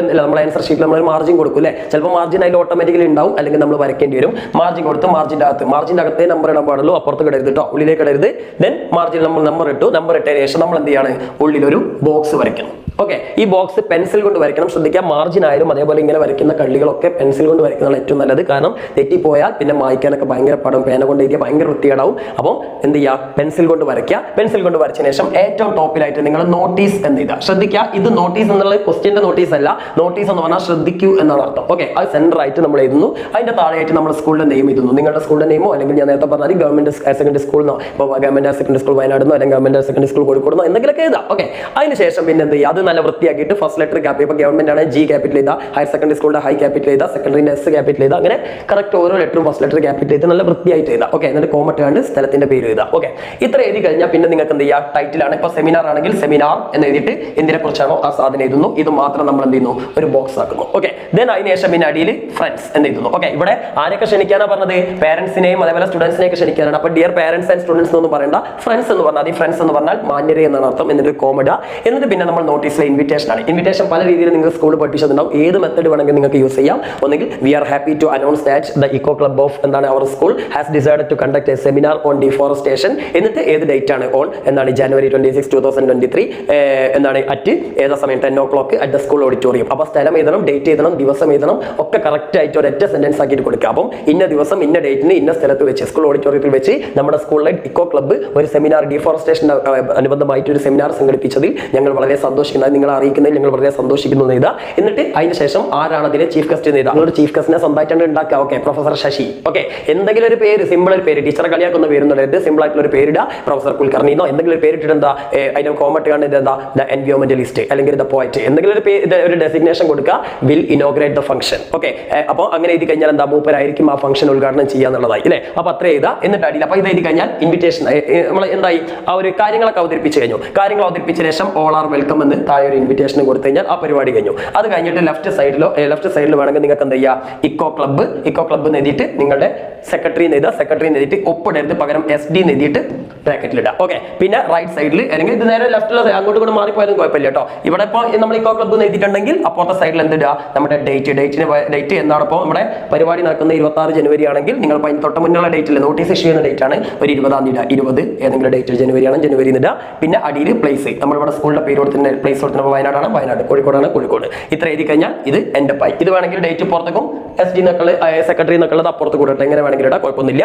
ഇനി ഇത്ര എഴുതി കഴിഞ്ഞാൽ നോർമൽ ഒരു നോട്ടീസ് ആയി. ഇനി ചിലപ്പോൾ നിങ്ങൾക്ക് പറയും എന്താ, ഡീറ്റെയിലിംഗ് ദ പ്രോഗ്രാം എന്ന് പറയും. ഇതിലെ പ്രോഗ്രാം ഡീറ്റെയിൽഡ് ആക്കാനും കൂടി പറയും. ഇനി അതെല്ലാം ഡീറ്റെയിൽഡ് ആക്കാൻ നിങ്ങൾക്ക് സമയമുണ്ടെങ്കിൽ നിങ്ങൾ എന്താ ചെയ്യേണ്ടത് വെച്ചാൽ ഇതൊരു അര പേജിൽ ഒതുങ്ങും. ഓക്കെ, ഇത് നോട്ടീസ് ചിലപ്പോൾ ഒരു ഫുൾ പേജ് ഒന്നും ഉണ്ടാവണമെന്നില്ല, അര പേജിൽ ഒതുങ്ങും. പ്രോഗ്രാം നോട്ടീസ് എഴുതുന്നുണ്ടെങ്കിൽ ഇതൊരു അര പേജിൽ നിങ്ങൾ ഒതുക്കുക. എന്നിട്ട് ഇതേ സൈസിൽ തന്നെ നേരെ അടിയിലേക്ക് നിങ്ങൾ മറ്റൊരു ബോക്സ് കൂടി വരയ്ക്കാം.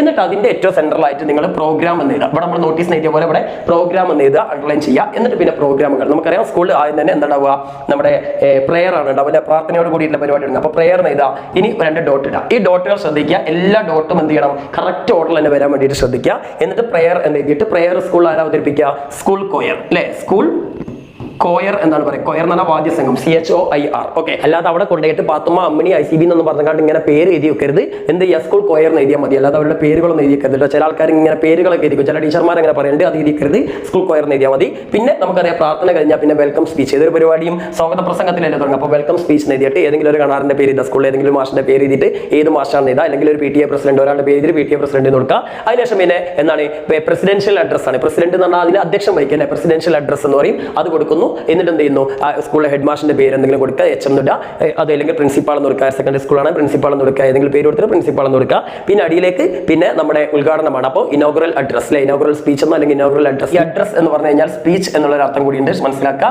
അപ്പോൾ അഡ്രസ്, അപ്പോൾ ഇനോഗ്രൽ അഡ്രസ്, വെൽക്കം അഡ്രസ് ഇങ്ങനെയൊക്കെ പറയാം. ഓക്കെ, പ്രസിഡൻഷ്യൽ അഡ്രസ് ഇങ്ങനെയൊക്കെ പറയാം കേട്ടോ. അല്ലെങ്കിൽ സ്പീച്ച് എന്ന് പറഞ്ഞാലും മതി. അപ്പോൾ ഇനോഗ്രൽ സ്പീച്ച് അല്ലെങ്കിൽ ഇനോഗ്രൽ അഡ്രസ് എന്ന് കൊടുത്തിട്ട് നമ്മൾ ഓൾറെഡി പറഞ്ഞിട്ടുണ്ട്, ഇവിടെ നമ്മൾ കൊടുത്തിട്ടുണ്ടല്ലോ, ഏതെങ്കിലും ഒരു കണാറിന്റെ പേര് ഇതിന്റെ ഉദ്ഘാടനം ചെയ്യാൻ വരുന്നത്, മൂപ്പരുടെ പേര് അവിടെ അങ്ങനെ എഴുതിയാൽ മതി. പിന്നെ അതിന്റെ അടിയിലേക്ക് വേണമെങ്കിൽ ഫെലിസിറ്റേഷൻ എന്ന് വെച്ചിട്ട് ആശംസാ പ്രസംഗം. ഫെലിസിറ്റേഷൻ എന്ന് പറഞ്ഞാൽ ആശംസാ പ്രസംഗം എന്നാണ് അർത്ഥം. ഫെലിസിറ്റേഷൻ. Okay, felicitation. അപ്പോൾ ഫെലിസിറ്റേഷൻ കൊടുത്തിട്ട് ഏതെങ്കിലും ഒരാളുടെ പേര്, ഒരു ടീച്ചറുടെ പേര് എന്തെങ്കിലും കൊടുക്കുക. ലാസ്റ്റ് ആയിട്ട് വോട്ട് ഓഫ് താങ്ക്സ് എന്ന് പറഞ്ഞിട്ട് എന്ത് ചെയ്യുക, അത് ചെയ്യുക. ഇനി അതിന്റെ ഇടയിൽ സെമിനാർ ഒക്കെ ആകുമ്പോൾ പേപ്പർ പ്രസന്റേഷൻ എന്ന് പറഞ്ഞൊരു സാധനം കൂടി ഉണ്ടാവും. Paper presentation. പേപ്പർ എന്ന് പറഞ്ഞാൽ പേപ്പർ കഷ്ണമല്ല, വിഷയം എന്നാണ് അർത്ഥം. പേപ്പർ പ്രസന്റേഷൻ എന്ന് പറഞ്ഞു കഴിഞ്ഞാൽ എന്താണ്, വിഷയ അവതരണം എന്നാണ് അർത്ഥം. അപ്പോൾ പേപ്പർ പ്രസന്റേഷൻ കൊടുത്തിട്ട് ആരെങ്കിലും ഈ ഒരു സെമിനാറിന്റെ വിഷയം അവതരിപ്പിക്കുന്ന ഏതെങ്കിലും ഒരാളുടെ പേര്, ഒരു സ്കൂൾ മാഷിന്റെ പേര് എഴുതിയാൽ മതി. ഓക്കെ, എന്നിട്ട് അയാൾ ഏത് മാഷെന്ന് പറഞ്ഞാൽ മതി. ദെൻ വല്ല ബയോളജി ടീച്ചറിന്റെ പേര് കൊടുത്താൽ മതി. പിന്നെ അതിന്റെ താഴെ വോട്ട് ഓഫ് താങ്ക്സ്, നന്ദിയാണ്, അത് സ്കൂൾ ലീഡർ എന്ന് കൊടുത്താൽ മതി. അവിടെയും പേര് കൊടുക്കേണ്ട ആവശ്യമില്ല. ഇത്ര എഴുതി കഴിഞ്ഞാൽ എന്തായി, ഒരു പ്രോഗ്രാം നോട്ടീസ് കംപ്ലീറ്റ് ആയി. സാധാരണ നോട്ടീസാണ്, ഇത്ര തന്നെ എഴുതിയാൽ മതി. ഇനി നിങ്ങൾക്ക് സമയം ഉണ്ടെങ്കിൽ പ്രോഗ്രാമും കൂടി ഡീറ്റെയിൽ ചെയ്താൽ ചില ടീച്ചർമാർ പ്രോഗ്രാം നോട്ടീസ് കംപ്ലീറ്റ് ചെയ്താൽ മാർക്ക് കിട്ടുള്ളൂ. ഓക്കെ, അപ്പോൾ മക്കളെ ഇവിടെ ഒരു നോട്ടീസിന്റെ ചോദ്യം വന്നു കഴിഞ്ഞാൽ ഇതെന്താണ് ഇവിടെ മനസ്സിലാക്കിയത്. ഇനി ഇത് ഇപ്പോൾ ഒരു സെമിനാർ ആണ് അല്ലേ. ഇനി സെമിനാർ അല്ല, ചിലപ്പോൾ നിങ്ങൾക്ക് സത്യജിത്രായിന്റെ ആ ചാപ്റ്റർ വെച്ചെങ്ങാണ്ട് ഒരു ഫിലിം ഫെസ്റ്റിവലിന്റെ നോട്ടീസ് വരാൻ ചാൻസ് ഉണ്ട്. ഓക്കെ, പലതവണ പരീക്ഷയ്ക്ക് ചോദിച്ചിട്ടുള്ളതാണ്. അപ്പോൾ ചിലപ്പോൾ സത്യജിത്രായുടെ കുറെ സിനിമകൾ പ്രദർശിപ്പിക്കാൻ വേണ്ടി ഒരു ഫിലിം ഫെസ്റ്റിവൽ നിങ്ങളുടെ സ്കൂളിൽ സംഘടിപ്പിക്കുമ്പോൾ ഇംഗ്ലീഷ് ക്ലബ്ബ് സംഘടിപ്പിക്കുന്നു. അതിനെക്കുറിച്ച് ഒരു പോസ്റ്റർ ഇറക്കാൻ പറഞ്ഞാൽ നോട്ടീസ് ഇറക്കാൻ പറഞ്ഞാലും സെയിം മെത്തേഡ് തന്നെ സ്കൂളിന്റെ പേര് എഴുതുന്നു. അതേപോലെ തന്നെ എന്താണ് നമ്മുടെ ഹെഡിങ് ആയിട്ട് ഫിലിം ഫെസ്റ്റിവൽ എന്ന് കൊടുക്കുന്നു, പിന്നെ ഫ്രണ്ട്സ് എന്ന് കൊടുക്കുന്നു. ഇതേപോലെ തന്നെ we are happy to announce that our English club of our school has decided to conduct a film festival എന്നൊക്കെ പറഞ്ഞാൽ തുടങ്ങാൻ. എന്നിട്ട് ഏതെങ്കിലും ഒരു കണാറിന്റെ ഉദ്ഘാടനത്തിനൊക്കെ മമ്മൂട്ടി ലാലേട്ടൻ ആരെങ്കിലും ആയിക്കോട്ടെ, എന്താ will be the chief guest എന്നോ അല്ലെങ്കിൽ വിൽ ഇനോഗ്രേറ്റ് ദ ഫംഗ്ഷൻ എന്നോ എന്തെങ്കിലും വെക്കുക. പിന്നെ അടിയിൽ ഓളർ വെൽക്കം വെക്കുക. ഇതേപോലെ തന്നെ പ്രോഗ്രാമിൽ ആ കാര്യങ്ങളൊക്കെ എഴുതാക്കാം. ഓക്കെ, അപ്പോൾ എല്ലാത്തിനും മാറ്ററിൽ ചെറിയ ചെറിയ മാറ്റങ്ങളുള്ളൂ. ഡേറ്റ് ഒക്കെ നിങ്ങൾക്ക് ഇഷ്ടമുള്ള ഡേറ്റ് വെക്കാം. ഓക്കെ, എല്ലാത്തിനും സ്ഥലം സ്കൂൾ ഓഡിറ്റോറിയാണ്, അതും ഓർത്ത് വെക്കാം കേട്ടോ. അപ്പോൾ നോട്ടീസിൽ 5 മാർക്ക് ഈസി ആയിട്ട് കിട്ടും. അപ്പോൾ നോട്ടീസ് നിങ്ങൾ ഒഴിവാക്കണ്ട, ഇതെന്തായാലും എഴുതിക്കൊണ്ടി. അടുത്തൊരു ചോദ്യം തന്നെ എന്താ, 5 ക്വസ്റ്റ്യൻസ് ആണ് അല്ലേ. അതായത് നിങ്ങൾക്ക് പഠിക്കാനുള്ള ഏതെങ്കിലും ഒരു പാഠഭാഗത്തിലെ ഒരു കഥാപാത്രമോ അല്ലെങ്കിൽ ഒരു റൈറ്ററോ അല്ലെങ്കിൽ ഒരു എഴുത്തുകാരനുണ്ടാവും. ആ എഴുത്തുകാരനോ അല്ലെങ്കിൽ ആ ഒരു കഥാപാത്രത്തെയോ നിങ്ങൾ ഇന്റർവ്യൂ ചെയ്യുന്നതായിട്ട് സങ്കല്പിക്കാൻ പറയും. എന്നിട്ട് അദ്ദേഹത്തോട് ചോദിക്കാൻ പറ്റിയ ഒരു 5 ചോദ്യം. ഇപ്പൊ ഇവിടെ തന്നിട്ടുള്ളത് നിങ്ങൾ എന്താ, സത്യജിത് റായിയുടെ ആ ഒരു ബൊറാൽ എന്ന് പറഞ്ഞ സ്ഥലത്ത്, ഞാൻ നേരത്തെ പറഞ്ഞ മാറിയിട്ടുണ്ട്, ബൊറാലിൽ വെച്ചിട്ടാണ് ഷൂട്ടിംഗ് സക്സസ് ആയത്. അപ്പോൾ ആ ബൊറാലിലെ ഷൂട്ടിംഗ് സക്സസ് ആയ ആ ഒരു അനുഭവത്തെ കുറിച്ച് നിങ്ങൾ എന്ത് ചെയ്യുക, അല്ലെങ്കിൽ അതിനുശേഷം സത്യജിത് റായിയെ നിങ്ങൾ കാണുന്നു. അപ്പോൾ ആ ഒരു ഗോപികൻ ബഗാബിൻ എന്ന് പറഞ്ഞ സിനിമയുടെ ഷൂട്ടിങ്ങിനെ കുറിച്ച് നിങ്ങളോട് 5 ചോദ്യങ്ങൾ ചോദിക്കാനാണ് പറഞ്ഞത്. ഉത്തരങ്ങൾ വേണ്ട, 5 ചോദ്യങ്ങൾ ചോദിച്ചാൽ മതി. വേണമെങ്കിൽ നിങ്ങൾക്ക് ഫസ്റ്റത്തെ ഒരു ക്വസ്റ്റൻ ആയിട്ട് ഇങ്ങനെ ചോദിക്കാം, എന്താ where do you get the tiger from, അതായത് എവിടെ നിന്നാണ് നിങ്ങൾക്ക് ഈ ടൈഗറിനെ കിട്ടിയെന്ന് ചോദിക്കാം. അതല്ലെങ്കിൽ എന്താണ് tell me something about your experience with the shooting of the ഗോപികൻ ബഗാബിൻ എന്ന്, അങ്ങനെ എന്തെങ്കിലും രീതിയിൽ എന്താ ഒരു 5 ചോദ്യം ചോദിക്കാനാണ്. സിമ്പിൾ ആയിട്ട് ചോദിക്കുക. നിങ്ങൾക്ക് യെസ് ഓർ നോ ക്വസ്റ്റൻ ഉപയോഗിക്കാം, അതുപോലെ WH ക്വസ്റ്റൻ ഉപയോഗിക്കാം, ക്വസ്റ്റൻ ടാഗ് ഉപയോഗിക്കാം. ഏതെങ്കിലും രീതിയിൽ 5 ക്വസ്റ്റൻ ഉണ്ടാക്കിയാൽ മതി. അപ്പോൾ ക്വസ്റ്റൻ ഉണ്ടാക്കാറിയുന്നവരാണെങ്കിൽ അത് പഠിക്കുക. അതല്ലെങ്കിൽ നമ്മുടെ ചാനലിലൊക്കെ നമ്മൾ ഓൾറെഡി റെഡിമെയ്ഡ് ആയിട്ടുള്ള ചോദ്യങ്ങൾ, എല്ലാവർക്കും പറ്റിയ ചോദ്യങ്ങൾ നമ്മൾ ഓൾറെഡി ഉണ്ടാക്കി വെച്ചിട്ടുണ്ട്. ആ ചോദ്യങ്ങൾ അതേമാതിരി പഠിച്ചാലും മതി കേട്ടോ, കുഴപ്പമില്ല. അതേമാതിരി പഠിച്ചാൽ തന്നെ അതിൽ ഏതെങ്കിലും ഒന്ന് നിങ്ങൾക്ക് പരീക്ഷയ്ക്ക് എന്തായാലും വരും. ഇനി അതല്ലെങ്കിൽ ചിലപ്പോൾ ഡോക്ടറുടെ നമ്മുടെ ഹോമിയോപ്പതിനോട് നമ്മുടെ സ്നേക്കിന്റെ എൻകൗണ്ടർ ഉണ്ടല്ലോ, അതിന് ശേഷം ഹോമിയോപ്പതിനോട് ചോദിക്കുന്ന ചോദ്യങ്ങളായിരിക്കും. ഇതിലുള്ള കുറേ ചോദ്യങ്ങൾ ടെസ്റ്റ് തന്നെ ഉണ്ട്. എന്താണ് did you see the snake again, അതേപോലെ തന്നെ ഈസ് യുവർ വൈഫ് ഫാറ്റ് എന്നൊക്കെ വെച്ചുള്ള ചോദ്യങ്ങളൊക്കെ ഉണ്ടല്ലോ. അങ്ങനെയൊക്കെയുള്ള കുറച്ച് ചോദ്യങ്ങളൊക്കെ ഒന്ന് മനസ്സിലാക്കി വെക്കുക. അപ്പോൾ അതും നമ്മൾ വീഡിയോ ചെയ്തിട്ടുണ്ട്. അപ്പോൾ എന്തായാലും ഒരു 5 ചോദ്യം അല്ലെങ്കിൽ ഒരു 6 ചോദ്യങ്ങളെങ്കിലും നിങ്ങൾ എന്ത് ചെയ്യുക, എല്ലാ ക്യാരക്ടേഴ്സിന്റെയും അതേപോലെ തന്നെ എഴുത്തുകാരോടും ചോദിക്കാൻ പറ്റിയത് കാണാതെ പഠിച്ചൊക്കെ. എഴുത്തുകാരോട് ചോദിക്കാനൊക്കെ പിന്നെ ഈസി ആയിട്ട് എന്ത് ചെയ്യുക നിങ്ങൾക്ക് ഉണ്ടാക്കാം. അപ്പോൾ വേർഡ്സ് വർത്തിനോടാണെങ്കിൽ നമുക്ക് ഈസി ആയിട്ട് എന്ത് ചെയ്യുക, ചോദ്യങ്ങൾ ചോദിക്കല്ലോ. അതായത് എന്താണ് what's your strength and weakness, അതേപോലെ തന്നെ എന്താണ് who inspired you very much in your life, ഇങ്ങനെയൊക്കെ പറഞ്ഞുകൊണ്ട് കുറേ ക്വസ്റ്റ്യൻസ് നമുക്ക് വേണം കവികളോടും അതേപോലെ പ്രധാനപ്പെട്ട പേഴ്സണാലിറ്റീസിനോടൊക്കെ ചോദിക്കാം. അപ്പം എന്തായാലും കുറച്ച് ചോദ്യങ്ങളൊക്കെ ഉണ്ടാക്കാൻ പഠിച്ചോളി. ഇങ്ങനെ ചോദ്യം വരും. അപ്പോൾ ഇതും വളരെ എളുപ്പത്തിൽ നിങ്ങൾക്ക് ആൻസർ ചെയ്താൽ. ഇനി മൂന്നാമത്തായിട്ടൊരു ഡയറിയാണ്. ഓക്കെ, അപ്പോൾ ഇത് 3 എളുപ്പമാണ്. എന്നാൽ ഇതിൽ നിങ്ങൾക്ക് ഏറ്റവും നന്നായിട്ട് എഴുതാൻ പറ്റുന്ന 2 എഴുതിയാൽ മതി. എല്ലാം കൂടി എഴുതിച്ചിട്ട് വലിയ കാര്യമൊന്നുമില്ല കേട്ടോ. ഇവിടെ തന്നിട്ടുള്ള ഡയറി എന്ന് പറഞ്ഞു കഴിഞ്ഞാൽ നമ്മുടെ അഡ്വഞ്ചേഴ്സിന്റെ ബനിയൻ ട്രീയിലെ ആ കുട്ടി അവസാനമായിട്ട് നമ്മുടെ ആ അണ്ണാൻകുഞ്ഞുണ്ടല്ലോ, അണ്ണാൻകുഞ്ഞുമായിട്ടുള്ള ഫ്രണ്ട്ഷിപ്പിൽ ഭയങ്കര ത്രില്ലായല്ലോ. ആ ഒരു രംഗത്തെ കാണിച്ചുകൊണ്ട് ഒരു ഡയറിയിൽ എഴുതാനാണ്. അപ്പോൾ അണ്ണാൻകുഞ്ഞ് ആദ്യം എന്ത് ചെയ്യുന്നു, അവൻ്റെ അടുത്തേക്ക് വരാൻ വിസമ്മതിച്ചതും പിന്നെ എന്ത് ചെയ്യുന്നത്, അത് തൻ്റെ അടുത്തേക്ക് വന്നോ അവൻ ഭക്ഷണം കൊടുക്കുന്നത് കാര്യങ്ങൾ, ആ അണ്ണാൻകുഞ്ഞിനെ കുറിച്ച് അവൻ ചിന്തിക്കുന്ന കാര്യങ്ങളൊക്കെ ഉണ്ടല്ലോ, ബാക്കിയുള്ളവർ അരോഗൻ്റാണെന്നൊക്കെ കരുതുന്നുണ്ടാവുന്നൊക്കെ പറഞ്ഞിട്ട് ആ കാര്യങ്ങളൊക്കെ വെച്ചിട്ട് ഡയറി എഴുതാനാണ് പറഞ്ഞത്. വേണമെങ്കിൽ നിങ്ങൾക്ക് ഇവിടെ ആ ഒരു വൈറ്റ് സ്ക്യൂറലിൻ്റെ ആ ഒരു കാര്യം കൂടി പറയാം.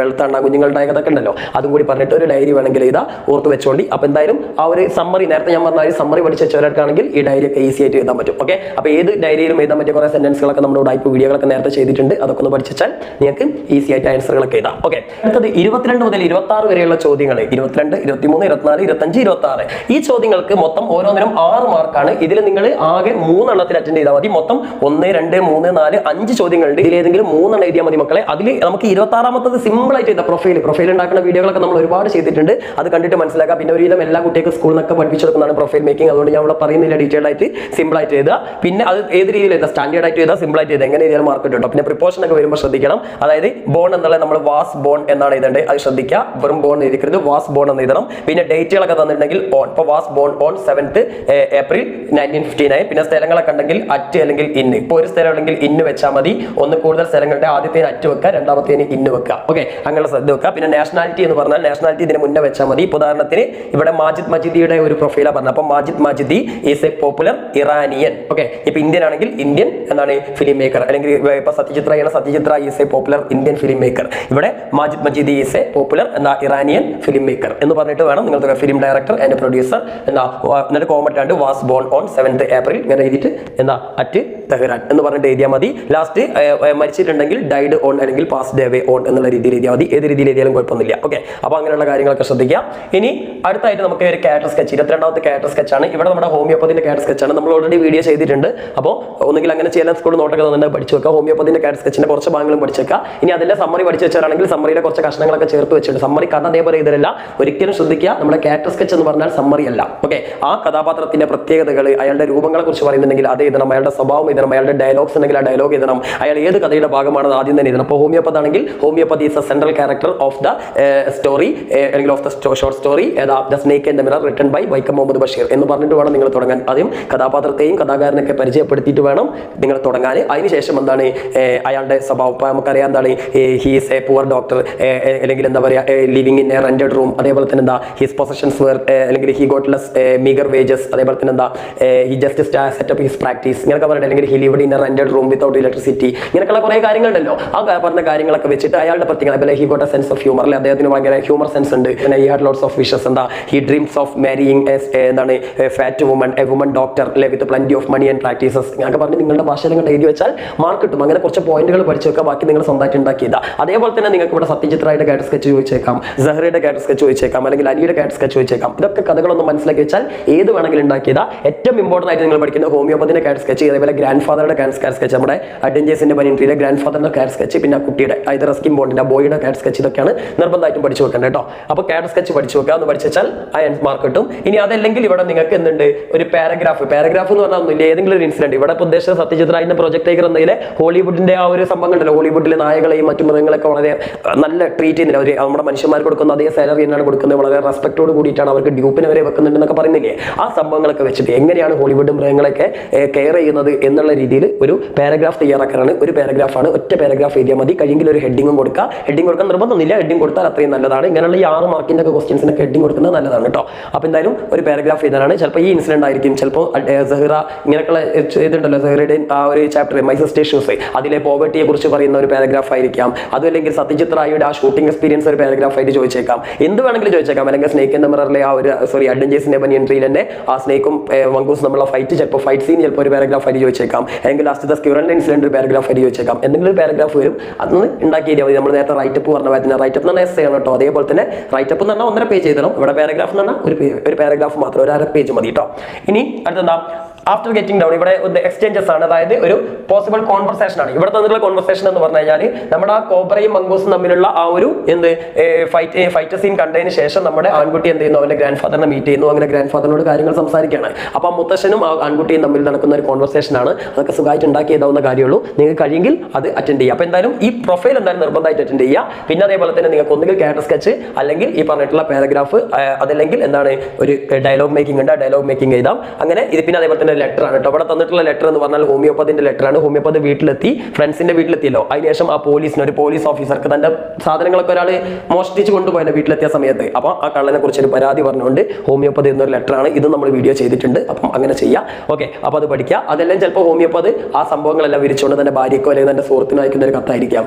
ഭാര്യയ്ക്ക് എന്തായാലും അയക്കൂരല്ലോ, ഭാര്യ ഇല്ല സമയത്ത് അല്ലേ, തന്റെ സുഹൃത്തിന് അയക്കുന്ന ഒരു കത്ത്. അതും അല്ലെങ്കിൽ എന്താണ്, നിങ്ങൾ ഈ ഒരു കഥ വായിച്ചതിന് ശേഷം നിങ്ങൾ നിങ്ങളുടെ സുഹൃത്തിന് ഈ കഥയെക്കുറിച്ച് പറയുന്ന പോലെ രീതി. അതിന് അഡ്വഞ്ചേഴ്സിന്റെ പനിട്രിയിലെ ആ ആ ഒരു സംഭവങ്ങളൊക്കെ വിരിച്ചുകൊണ്ട് ആ കുട്ടിയുടെ അമ്മയ്ക്കോ അല്ലെങ്കിൽ ആർക്കെങ്കിലും സുഹൃത്തിനൊക്കെ അയക്കുന്ന കത്ത്, ഇങ്ങനെ ഏത് കത്ത് വേണമെങ്കിലും വരാം. കത്തുകൾ രണ്ടുണ്ട്, ഫോർമൽ ലെറ്റർ ഉണ്ട്, ഇൻഫോർമൽ ലെറ്റർ ഉണ്ട്. ഇതിനൊക്കെ ഡീറ്റെയിൽഡ് ആയിട്ടുള്ള കാര്യങ്ങളൊക്കെ നമ്മൾ ഓൾറെഡി വീഡിയോ ചെയ്താണ്. അപ്പോൾ അതൊന്നും ഞാനിപ്പോൾ ഇവിടെ പറയുന്നില്ല. അപ്പോൾ അതൊക്കെ പഠിച്ചിട്ട് ആ രീതിയിൽ ചെയ്താൽ. അപ്പം എനിക്ക് തോന്നുന്നു ഏറ്റവും എളുപ്പം നിങ്ങൾ ഫോക്കസ് ചെയ്യേണ്ടത് പ്രൊഫൈല്, അതേപോലെ തന്നെ ക്യാരക്ടർ സ്കെച്ച്, പിന്നെ ലെറ്റർ, ഈ മൂന്നെണ്ണമാണ് ഏറ്റവും നല്ലത്. ഇനി അത്യാവശ്യം കോൺവെർസേഷൻ ഒക്കെ ഉണ്ടാക്കാൻ അറിയാവുന്നവരാണെങ്കിൽ ഈ ഡയലോഗ് മേക്കിംഗ് കോൺവെർസേഷൻ കൂടി ഇതാ. കാരണം എന്താ വെച്ചാൽ ക്വസ്റ്റ്യൻസ് ഉണ്ടാക്കേണ്ട വീഡിയോ ഒക്കെ നമ്മൾ പണ്ട് ചെയ്തിട്ടുണ്ട്. ആ വീഡിയോകൾ നിങ്ങൾ പഠിച്ചിട്ടുണ്ടെങ്കിൽ നിങ്ങൾക്ക് ഏത് ക്വസ്റ്റ്യൻസ് ഉണ്ടാക്കാൻ കഴിയും. അങ്ങനെ ഉണ്ടാക്കാൻ കഴിയുകയാണെങ്കിൽ കോൺവെർസേഷൻ ആണ് ഏറ്റവും നല്ലത്. ഓക്കെ, ഇനി 27 മുതൽ 31 വരെയുള്ള ഈ ചോദ്യങ്ങളുണ്ടോ, ഇത് വളരെ സിമ്പിൾ ആണ്. അതായത് നിങ്ങൾക്ക് ഇതേപോലത്തെ കുറെ ന്യൂസ് പേപ്പറിന്റെ, ഇതിപ്പോൾ കുറെ ന്യൂസ് പേപ്പറിന്റെ ഹെഡിങ്സ് ആണ്. ഇതേപോലെ ന്യൂസ് പേപ്പറിന്റെ ഹെഡിങ്ങോ അതല്ലെങ്കിൽ ഒരു ബോക്സ് തന്നിട്ട് ആ ബോക്സിനകത്ത് കുറെ മാറ്ററുകൾ, ഇപ്പോൾ ക്രിക്കറ്റിനെ കുറിച്ചോ ഫുട്ബോളിനെ കുറിച്ചോ അല്ലെങ്കിൽ വേറെ എന്തെങ്കിലും ഒരു മാറ്ററിനെ കുറിച്ചോ കുറെ വിവരങ്ങൾ തരും. അതിനുമായി ബന്ധപ്പെട്ട കുറെ ക്വസ്റ്റ്യൻസ് ഇവിടെ കണ്ട 5 ക്വസ്റ്റ്യൻസ് തരും. ആ 5 ക്വസ്റ്റ്യൻസിന്റെ ഉത്തരങ്ങൾ ഇത് നോക്കിയിട്ട് കണ്ടെത്താനാ പറയാം. സിമ്പിൾ ആണ്.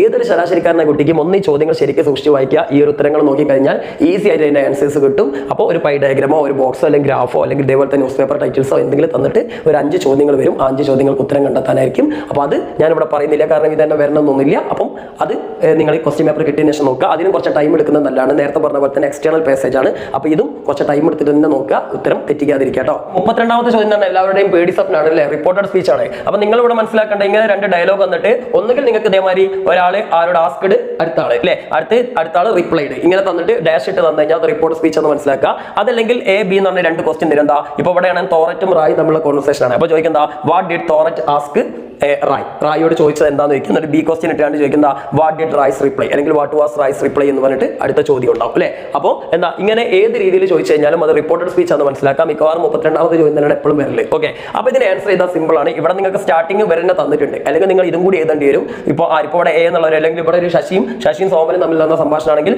ശശി ആസ്കഡ് സോമൻ അല്ലേ. ഇവിടെ ഏതായാലും തോററ്റ് ആസ്കഡ് റായി എന്നാണ് നിങ്ങൾ ക്വസ്റ്റ്യനിൽ തന്നിട്ടുണ്ടെങ്കിൽ ബാക്കിയുള്ള നിങ്ങൾ ചെയ്യേണ്ടത്. അപ്പോൾ ആദ്യം തന്നെ നിങ്ങൾ മനസ്സിലാക്കേണ്ടത് ഇതൊരു ക്വസ്റ്റ്യൻ ആണല്ലോ, ക്വസ്റ്റ്യൻ വേർഡ് കണ്ടാൽ അറിയാം ക്വസ്റ്റ്യൻ ആണ്. അപ്പോൾ ഈ ക്വസ്റ്റ്യൻ WH ക്വസ്റ്റ്യൻ ആണോ യെസ് ഓർ നോ ക്വസ്റ്റ്യൻ ആണോ എന്ന് നിങ്ങൾ ഐഡന്റിഫൈ ചെയ്യണം. അതെങ്ങനെ മനസ്സിലാവുക? ഉദാഹരണത്തിന് വാട്ട് ഈസ് യുവർ നെയിം, അതെങ്ങനെ ആരംഭിച്ചത് വാട്ട് എന്ന ക്വസ്റ്റ്യൻ വേർഡിലല്ലേ. അപ്പോൾ ഒരു question word what, which, where, when, how many, who, whose എന്നൊക്കെ പറഞ്ഞിട്ട് ഇങ്ങനെയുള്ള ക്വസ്റ്റ്യൻ വേർഡ് കണ്ടല്ലോ. ഹൗ ലോങ്, ഹൗ ഓഫൺ എന്നൊക്കെ പറഞ്ഞിട്ടല്ലേ.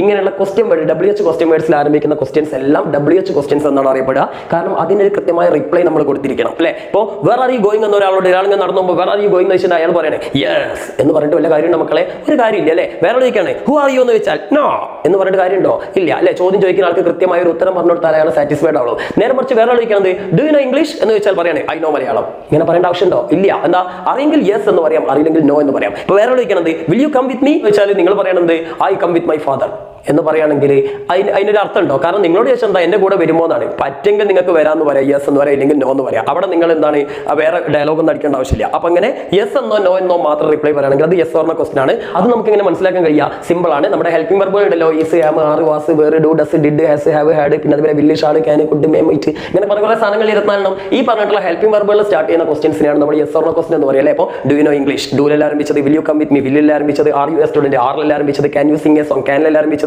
ഇങ്ങനെ എന്ത് ചെയ്യുക, ഈ പറഞ്ഞിട്ടുള്ള ഹെൽപ്പിംഗ് വെർബിൽ ആരംഭിക്കുകയാണെങ്കിൽ അത് നമ്മൾ യെസ് ഓർ നോ ക്വസ്റ്റൻ എന്നാണ് പറയുക. കാരണം ഇനി യെസ് അല്ലെങ്കിൽ നോ എന്ന ആൻസർ ആയിരിക്കും. സോ ഇവിടെ നമുക്ക് നോക്കിയാൽ ഹൗലല്ലേ ആരംഭിച്ചത്, അപ്പൊ അത് യെസ് ഓർ നോ ക്വസ്റ്റൻ ആണോ? അല്ല, അത് WH ക്വസ്റ്റൻ ആണ് അല്ലേ. അപ്പം അതുകൊണ്ട് WH ക്വസ്റ്റൻ ആണെന്ന് ഉറപ്പിക്കാം. അപ്പൊ WH ക്വസ്റ്റൻ റിപ്പോർട്ട് ചെയ്യുമ്പോൾ നിങ്ങൾ ആദ്യം തന്നെ ചെയ്യേണ്ടത് എന്താ, ഇവിടെ ആ WH ക്വസ്റ്റൻ വേർഡ് ഏതാണ് എഴുതാം. അപ്പോൾ ഇവിടെ വാട്ട് ഈസ് യുവർ നെയിം എന്നാണ് ചോദിച്ചെങ്കിൽ വാട്ടല്ലേ വരിക, ആ വാട്ട് ഇവിടെ എഴുതാം. ഇവിടെ വൈ ആർ യു ക്രൈയിങ് എന്നാണ് വന്നെങ്കിൽ ആ വൈ ഇവിടെ എഴുതാം. Okay, then when does your school start എന്നാണ് വരുന്നതെങ്കിൽ ഇവിടെ വെൻ എഴുതാം. അപ്പോൾ ഏത് ക്വസ്റ്റൻ വേർഡ് ആണോ ആ ക്വസ്റ്റൻ വേർഡ് ഇവിടെ നമ്മൾ എന്ത് ചെയ്യുന്നു എഴുതുന്നു. ഇനി അതിന് ശേഷം നിങ്ങൾ എന്താ ചെയ്യേണ്ടത് വെച്ചാൽ ഈ ബാക്കി വരുന്നതിൽ ഇതിലൊരു സബ്ജക്ട് ഉണ്ടാവില്ലേ അല്ലെ. ഇതിലിപ്പോ എന്താണ് ഹെൽപ്പ് ചെയ്യുക എന്നുള്ളതാണ് ഇവിടെ നടക്കുന്ന പ്രവൃത്തി. ആ ഹെൽപ്പ് എന്ന പ്രവൃത്തി ചെയ്യുന്നത് ആരാണ്? ഇവിടെ ഐ എന്ന് പറഞ്ഞ ആളല്ലേ. അപ്പൊ ഇതിലെ സബ്ജക്ട് ചെയ്താൽ ഐ ആണ്. അങ്ങനെ ടെൻഷൻ അടിക്കൊന്നും വേണ്ട. ഇതിലൊരു ഹെൽപ്പിംഗ് വെർബ് ഉണ്ടാവുമല്ലോ, ക്വസ്റ്റ്യൻ വേർഡ് കഴിഞ്ഞാൽ എന്തായാലും ഹെൽപ്പിംഗ് വെർബ് ആയിരിക്കുമല്ലോ. ഇവിടെ ക്യാൻ അല്ലേ ഹെൽപ്പിംഗ് വെർബ്. ആ ഹെൽപ്പിംഗ് വെർബ് വരച്ച് കഴിഞ്ഞാൽ ഉടൻ തന്നെ എന്തായിരിക്കും സബ്ജക്ട് ആയിരിക്കും മനസ്സിലാക്കുക. അപ്പൊ ഇതിലെ ഐ ആണ് സബ്ജക്ട്. അപ്പൊ നിങ്ങൾ ശ്രദ്ധിക്കേണ്ട, ഈ ഐ എന്ന് ഉദ്ദേശിച്ചത് ആരെയാണ്? ഇവിടെ തോററ്റ് അല്ലേ പറഞ്ഞത്, തോററ്റാണ് ഐ, തോററ്റ് ആണല്ലേ. അപ്പൊ നിങ്ങൾ ഇവിടെ ഐ എന്ന് വെച്ച് കഴിഞ്ഞാൽ ശരിയാവില്ല. കാരണം എന്താ വെച്ചാൽ റിപ്പോർട്ട് ചെയ്യുമ്പോൾ നിങ്ങൾ ശ്രദ്ധിക്കേണ്ടത് ഇവിടെ ഏതോ ഒരു തോററ്റും ഏതോ ഒരു റായും തമ്മിൽ നടക്കുന്ന സംഭാഷണമാണ്. പക്ഷെ നിങ്ങൾ എഴുതേണ്ടത് ആരെയാണ്? നിങ്ങൾ ഈ സംഭവം കേട്ട നിങ്ങൾ നിങ്ങളുടെ ടീച്ചർക്ക് പറഞ്ഞു കൊടുക്കുകയാണ്. അപ്പൊ ഇവിടെ ഐ എന്ന് കൊണ്ടുപോയിട്ട് എഴുതി കഴിഞ്ഞാൽ അത് നിങ്ങളിപ്പോ നമ്മളല്ലല്ലോ, നമ്മളിതിലില്ല അല്ലെ. ഇതിൽ ഏതോ ഒരു തോററ്റും ഏതോ ഒരു റായുമാണ്. അപ്പൊ തോററ്റ് ആണായതുകൊണ്ട് നമ്മളിവിടെ എന്ത് ചെയ്യണം, ഹൗ ഹി. അപ്പൊ എപ്പോഴും കുട്ടികൾ ശ്രദ്ധിക്കേണ്ട കാര്യം എന്താ വെച്ചാൽ ആദ്യം നമ്മൾ ക്വസ്റ്റ്യൻ വേർഡ് എഴുതുന്നു, ക്വസ്റ്റ്യൻ വേർഡ് കഴിഞ്ഞ ശേഷം സബ്ജക്റ്റ് ആണ് എഴുതേണ്ടത്, അല്ലാതെ കൊണ്ടുപോയിട്ട് ഹെൽപ്പിംഗ് വെർബ് എഴുതരുത്. ഇനി ഇവിടെ ക്യാൻ അല്ലേ, ക്യാൻ ആണെങ്കിൽ സിമ്പിൾ ആണ്, നമ്മൾ എന്താക്കുന്നു കുഡ് നേരെ പാസ്റ്റ് ടെൻസിലേക്ക് മാറ്റുക. ഈസ്, ഹാം, ആർ ആണെങ്കിൽ വാസ് അല്ലെങ്കിൽ വേർ ആക്കുക. വാസോ വേറോ ആണെങ്കിൽ ഹാഡ് ബീൻ ആക്കുക. ഓക്കെ, പിന്നെ അതുപോലെ ഡൂൺ ഡസും ഡൂൺ ഡസ് ഒക്കെ ആണെങ്കിൽ അതിനെ ഡിഡ് ആക്കുക. ഹാസും ഹാവ് ഒക്കെ ആണെങ്കിൽ എന്താണ് ഇതിനെ ഹാഡ് ആക്കുക. വിൽ ആണെങ്കിൽ വുഡ് ആക്കുക. ഷാൾ ആണെങ്കിലും വുഡ് ആക്കുക. ഓക്കെ, മേ ആണെങ്കിൽ മൈറ്റ് ആക്കുക. ഇങ്ങനെയൊക്കെയുള്ള നേരെ ഓപ്പോസിറ്റ്. ഇവിടെ ക്യാൻ ആയതുകൊണ്ട് അതിനെ കുഡ് ആക്കി. ഓക്കെ, ദെൻ എന്താ ഇവിടെ യു അല്ലേ, യു എന്ന് ഉദ്ദേശിച്ചത് ഇവിടെ തോററ്റിനല്ലേ, തോററ്റല്ലേ, റായിനല്ലേ, റായുമാണാണ്. അപ്പൊ ഇങ്ങനെ പറയാം how he could help him. പിന്നെ ഇവിടെ സാറിന് വിളിക്കേണ്ട ആവശ്യമുണ്ടോ? ഇല്ല, നിങ്ങൾ നിങ്ങളുടെ ടീച്ചറിനോട് പറഞ്ഞു കൊടുക്കല്ലേ. അപ്പോൾ അയാളെ സാറിന് മറ്റാളെ ഈ തോററ്റ് റായിനെ സാറിന് വിളിച്ചു നിങ്ങൾ അങ്ങനെ വിളിക്കണമെന്നില്ല. നിങ്ങൾ എന്താ വേണ്ടേ, Thorat asked Ray how he could എന്താണ് എവറും ഹിം അല്ല, സോറി ഇതിന്റെ ഇടയിൽ സാധനം പറയുന്നു അല്ലേ, ഹെൽപ്പ് അല്ലേ, how he could help him. ഇത്ര എഴുതി കഴിഞ്ഞാൽ എന്തായി, ഒരു മാർക്കായി. ദെൻ അടുത്ത മാർക്ക് എന്താ, റായ് റിപ്ലൈഡ് അല്ലെ. റിപ്ലൈ കഴിഞ്ഞാൽ പിന്നെ നിങ്ങൾ ഒരു ദാറ്റ് വെക്കണം. അപ്പോൾ റായ് റിപ്ലൈഡ് ദാറ്റ്. ചിലപ്പോൾ ഇങ്ങനെ ഡാഷ് ഇട്ട് തരില്ല, ഡയറക്റ്റ് ആയിരിക്കും. അപ്പോൾ നിങ്ങൾ എഴുതണം റായ് റിപ്ലൈഡ് ദാറ്റ് അല്ലേ. എന്ന് വായിച്ചൊന്ന് പ്രത്യേകത കാണിച്ചുതരാം. അപ്പോൾ റായ് റിപ്ലൈഡ് ദാറ്റ് എന്താണ് ഇവിടെ റായ് പറഞ്ഞെന്താ, ഐ എന്നാ പറഞ്ഞത്. ഐ എന്നുള്ള റായ് അല്ലേ, പക്ഷെ നമ്മളിപ്പോൾ ടീച്ചർക്ക് പറഞ്ഞു കൊടുക്കല്ലേ. അപ്പൊ നമ്മളല്ല റായ് അല്ലേ, റായ് ഒരാളായതുകൊണ്ട് നമ്മൾ എന്ത് വെക്കുന്നു, ഹീ വെക്കുന്നു. ഇനി നീഡ് എന്നുള്ള V1 ഫോം അല്ലേ, V1 V2 വെക്കണം. V2 ആണെങ്കിൽ നമ്മൾ ഹാഡ് പ്ലസ് വെർബിന്റെ V3 ഫോം വെക്കണം. ഇവിടെ V2 ആയതുകൊണ്ട് എന്താ വെക്കണ്ടേ, നീഡഡ്. നീഡിന്റെ V2 എന്താ, നീഡഡ് എന്നാണ്. അപ്പോൾ ഹി നീഡഡ് അല്ലേ. നേരെ മറിച്ച് ഇവിടെ എന്താണ്, ഇവിടെ ഓൾറെഡി ഐ നീഡഡ് എന്നാണ് പറഞ്ഞെങ്കിൽ V2 ആവില്ലേ. V2 ആണ് നമ്മൾ എന്താക്കണ്ടേ, ഹി ഹാഡ് നീഡഡ് എന്ന് വെക്കണമായിരുന്നു, ഹാഡ് പ്ലസ് V3. അപ്പൊ അങ്ങനെ വെക്കേണ്ട ആവശ്യമില്ല, ഇവിടെ V1 ആണ് അല്ലേ. അപ്പൊ he needed a tiger for my എന്നുള്ളതിന് പകരം എന്താവും, his. റായ് അല്ലേ, for his എന്താണ് അപ്കമിങ് ഫിലിം. ഇത്ര എഴുതി വെച്ച് കഴിഞ്ഞാൽ അടുത്ത മാർക്കും കിട്ടി. ഓക്കെ, അപ്പൊ ഇങ്ങനെയാണ് റിപ്പോർട്ടർ സ്പീച്ച്. അപ്പൊ ഇതിന്റെയൊക്കെ വീഡിയോകൾ നമ്മൾ ചെയ്തിട്ടുണ്ട്, ചാനലൊന്ന് സെർച്ച് ചെയ്യാം. അപ്പൊ എന്തായാലും റിപ്പോർട്ടർ സ്പീച്ച് പഠിച്ചു കഴിഞ്ഞാൽ മക്കളെ നിങ്ങൾക്ക് 2 മാർക്ക് കിട്ടും. നന്നായിട്ട് അറിയാവുന്നവർ മാത്രം ഇത് ആദ്യം ചെയ്താൽ, എല്ലാത്തവരും ഇത് ലാസ്റ്റിലേക്ക് എഴുതിയാൽ മതി കേട്ടോ. ഇനി 33ാമത്തെ ചോദ്യം എന്ന് പറഞ്ഞാൽ എഡിറ്റിംഗ് ആണ്. ഇവിടെ കുറച്ച് എന്താണ്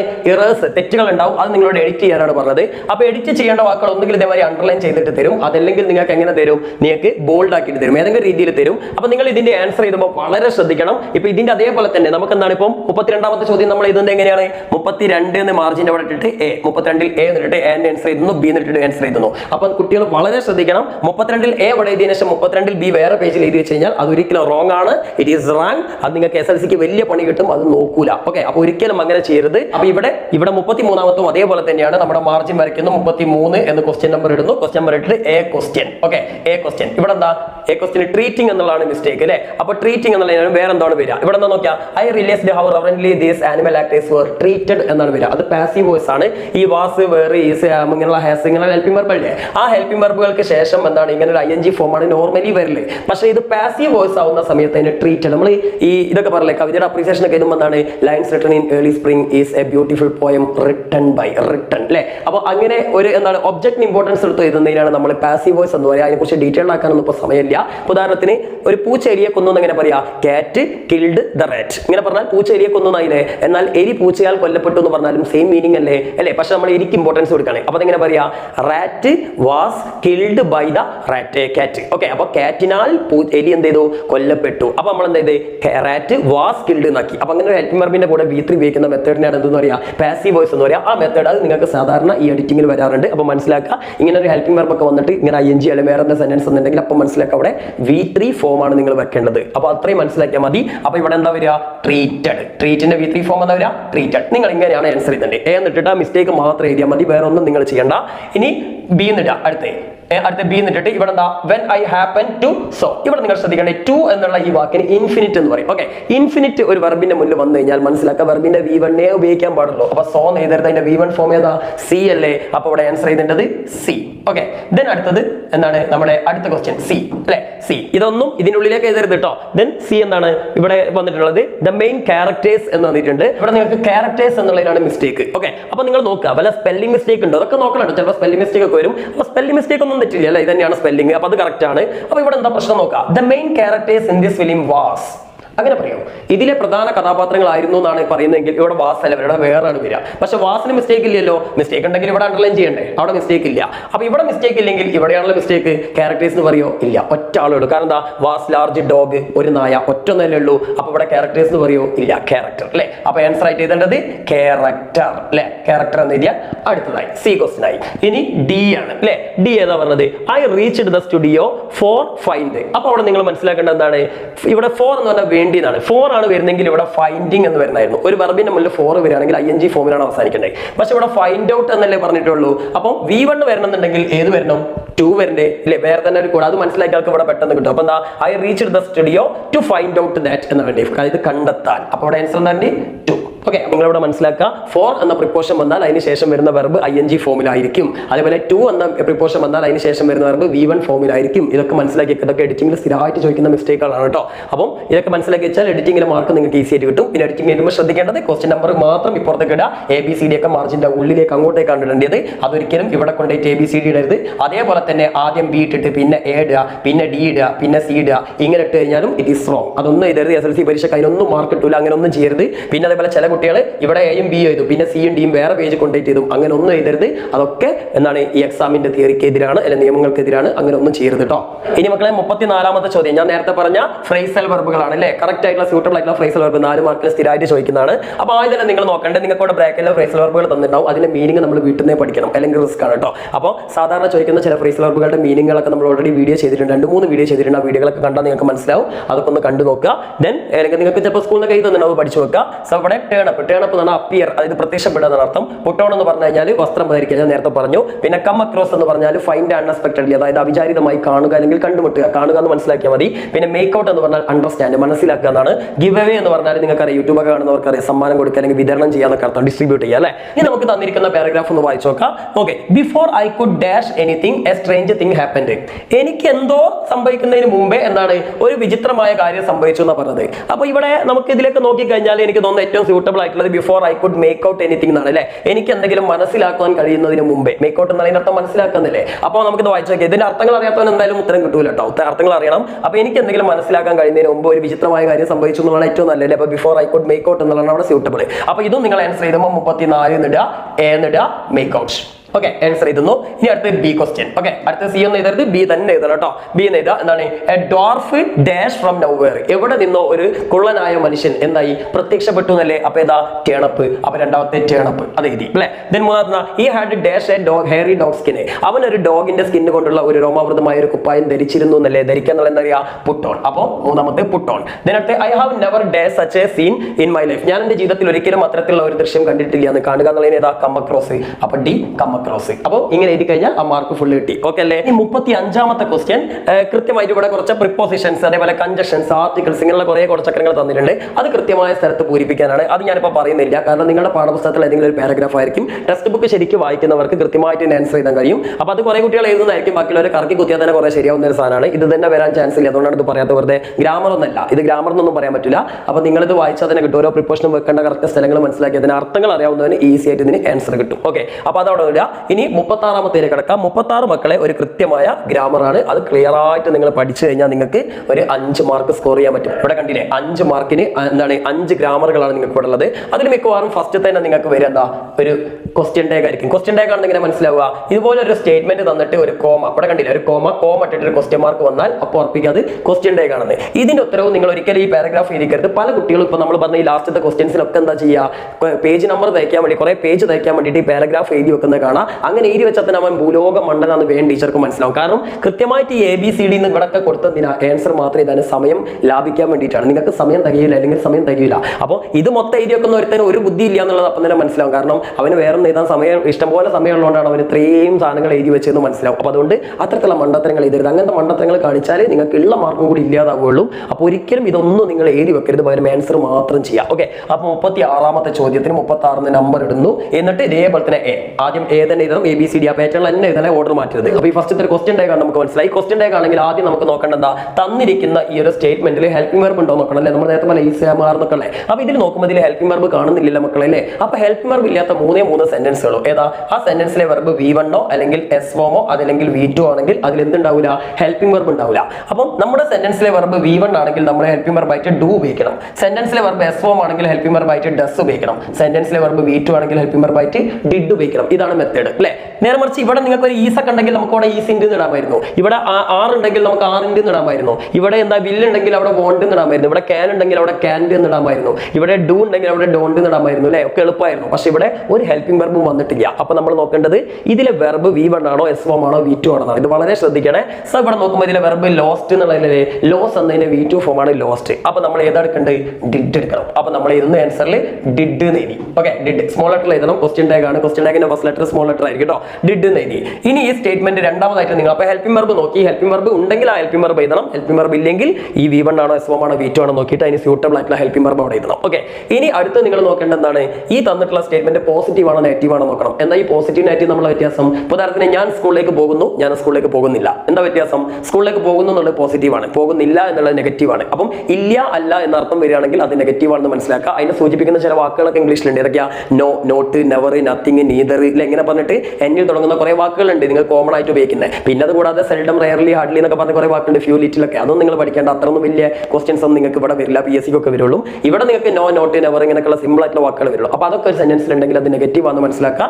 അതൊന്നും ഇവിടെ ഇല്ലല്ലോ, ഇല്ല. യു ലോസ്റ്റ് മൈ ഷൂസ് എന്ന് പറഞ്ഞാൽ അതിന് അർത്ഥം എന്താ? നീ എന്റെ ഷൂ നഷ്ടപ്പെടുത്തി എന്നാണ്, പെടുത്തില്ല എന്നല്ലല്ലോ പറഞ്ഞത്. അപ്പൊ ഇത് പോസിറ്റീവ് ആണ്. അപ്പൊ നമുക്ക് തന്നിട്ടുള്ള സ്റ്റേറ്റ്മെന്റ് പോസിറ്റീവ് ആണെങ്കിൽ നമ്മുടെ ടാഗിനെ നമ്മൾ നെഗറ്റീവ് ആക്കണം. എങ്ങനെ ഒരു സെന്റൻസിനെ നെഗറ്റീവ് ആക്കുക?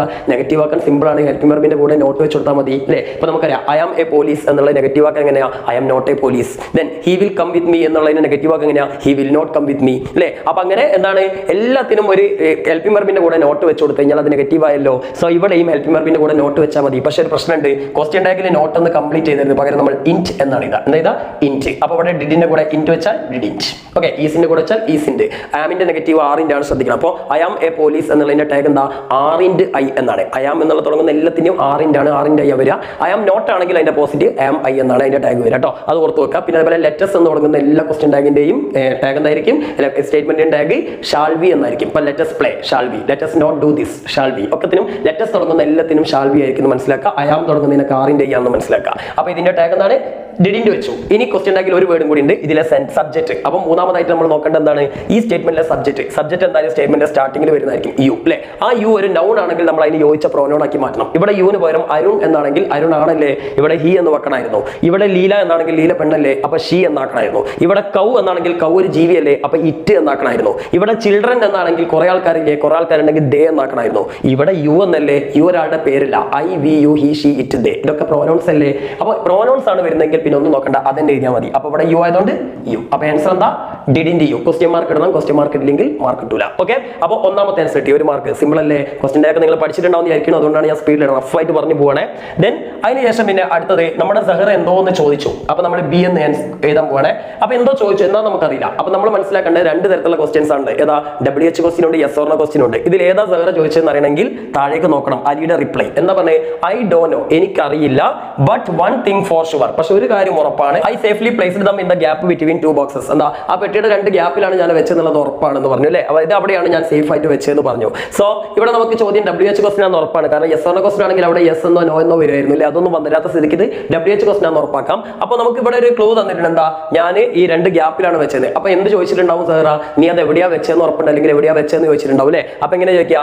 വേർ അല്ലേ? അപ്പൊ നമുക്ക് ഇവിടെ ഇതാ ആൻസർ എന്താ? വേർ ഡിഡ് യു പ്ലേസ്, അല്ലെങ്കിൽ where did you put the എന്നാൽ ഷൂ അല്ലെ, എങ്കിൽ where did you place my shoes, നീ എന്റെ ഷൂസ് എവിടെയാ വെച്ചതെന്ന് ചോദിച്ചിട്ടുണ്ടാവും അല്ലേ? ദെൻ അടുത്തെന്താ? സഹർ. അപ്പൊ അത് അങ്ങനെയുള്ള ചോദ്യങ്ങൾ സ്വന്തമായിട്ട് ഉണ്ടാക്കാൻ അറിയുന്നവർക്ക് സംഗതി സിമ്പിൾ ആയിട്ട് ഉണ്ടാക്കാം. ക്വസ്റ്റ്യൻ ഉണ്ടാക്കുമ്പോൾ ശ്രദ്ധിക്കണം. ഫസ്റ്റ് WH ക്വസ്റ്റ്യൻ ആണ്, WH ക്വസ്റ്റ്യൻ വേർഡ് വേണം, പിന്നെ ഹെൽപ്പിംഗ് വെർബ് വേണം, പിന്നെ എന്താണ് ഹെൽപ്പിംഗ് വെർബ്, പിന്നെ അതേപോലെ സബ്ജക്ട്, പിന്നെ വെർബ്. ഇതാണ് പാറ്റേൺ വേണ്ടത്. WS ഓർ ക്വസ്റ്റ്യൻ ആണെങ്കിൽ ആദ്യം ഹെൽപ്പിംഗ് വെർബ്, പിന്നെ സബ്ജക്ട് ഈ രീതിയിൽ കേട്ടോ. ദെൻ അടുത്തത് സഹറ വീണ്ടും എന്തോന്ന് പറഞ്ഞു. അതിനുശേഷം പിന്നെ അലി പറയണേ if you inform father. If clause ആണ് അല്ലെ? ഈഫിൽ തുടങ്ങുന്ന അപ്പൊ ഈഫ് ക്ലോസ് ആണ്. ഈഫ് ക്ലോസിന് 3 കണ്ടീഷൻ ഉണ്ട്, നമ്മൾ ഓൾറെഡി വീഡിയോ ചെയ്തതാണ്. അപ്പൊ ഈഫ് ക്ലോസിന്റെ കണ്ടീഷനിൽ ഫസ്റ്റ് വെർബ്, ഇതിൽ വരുന്ന വെർബ് V1 ഫോമിലോ S ഫോമിലോ ആണെങ്കിൽ ഇവിടെ വില്ല് പ്ലസ് V1 വെക്കണം.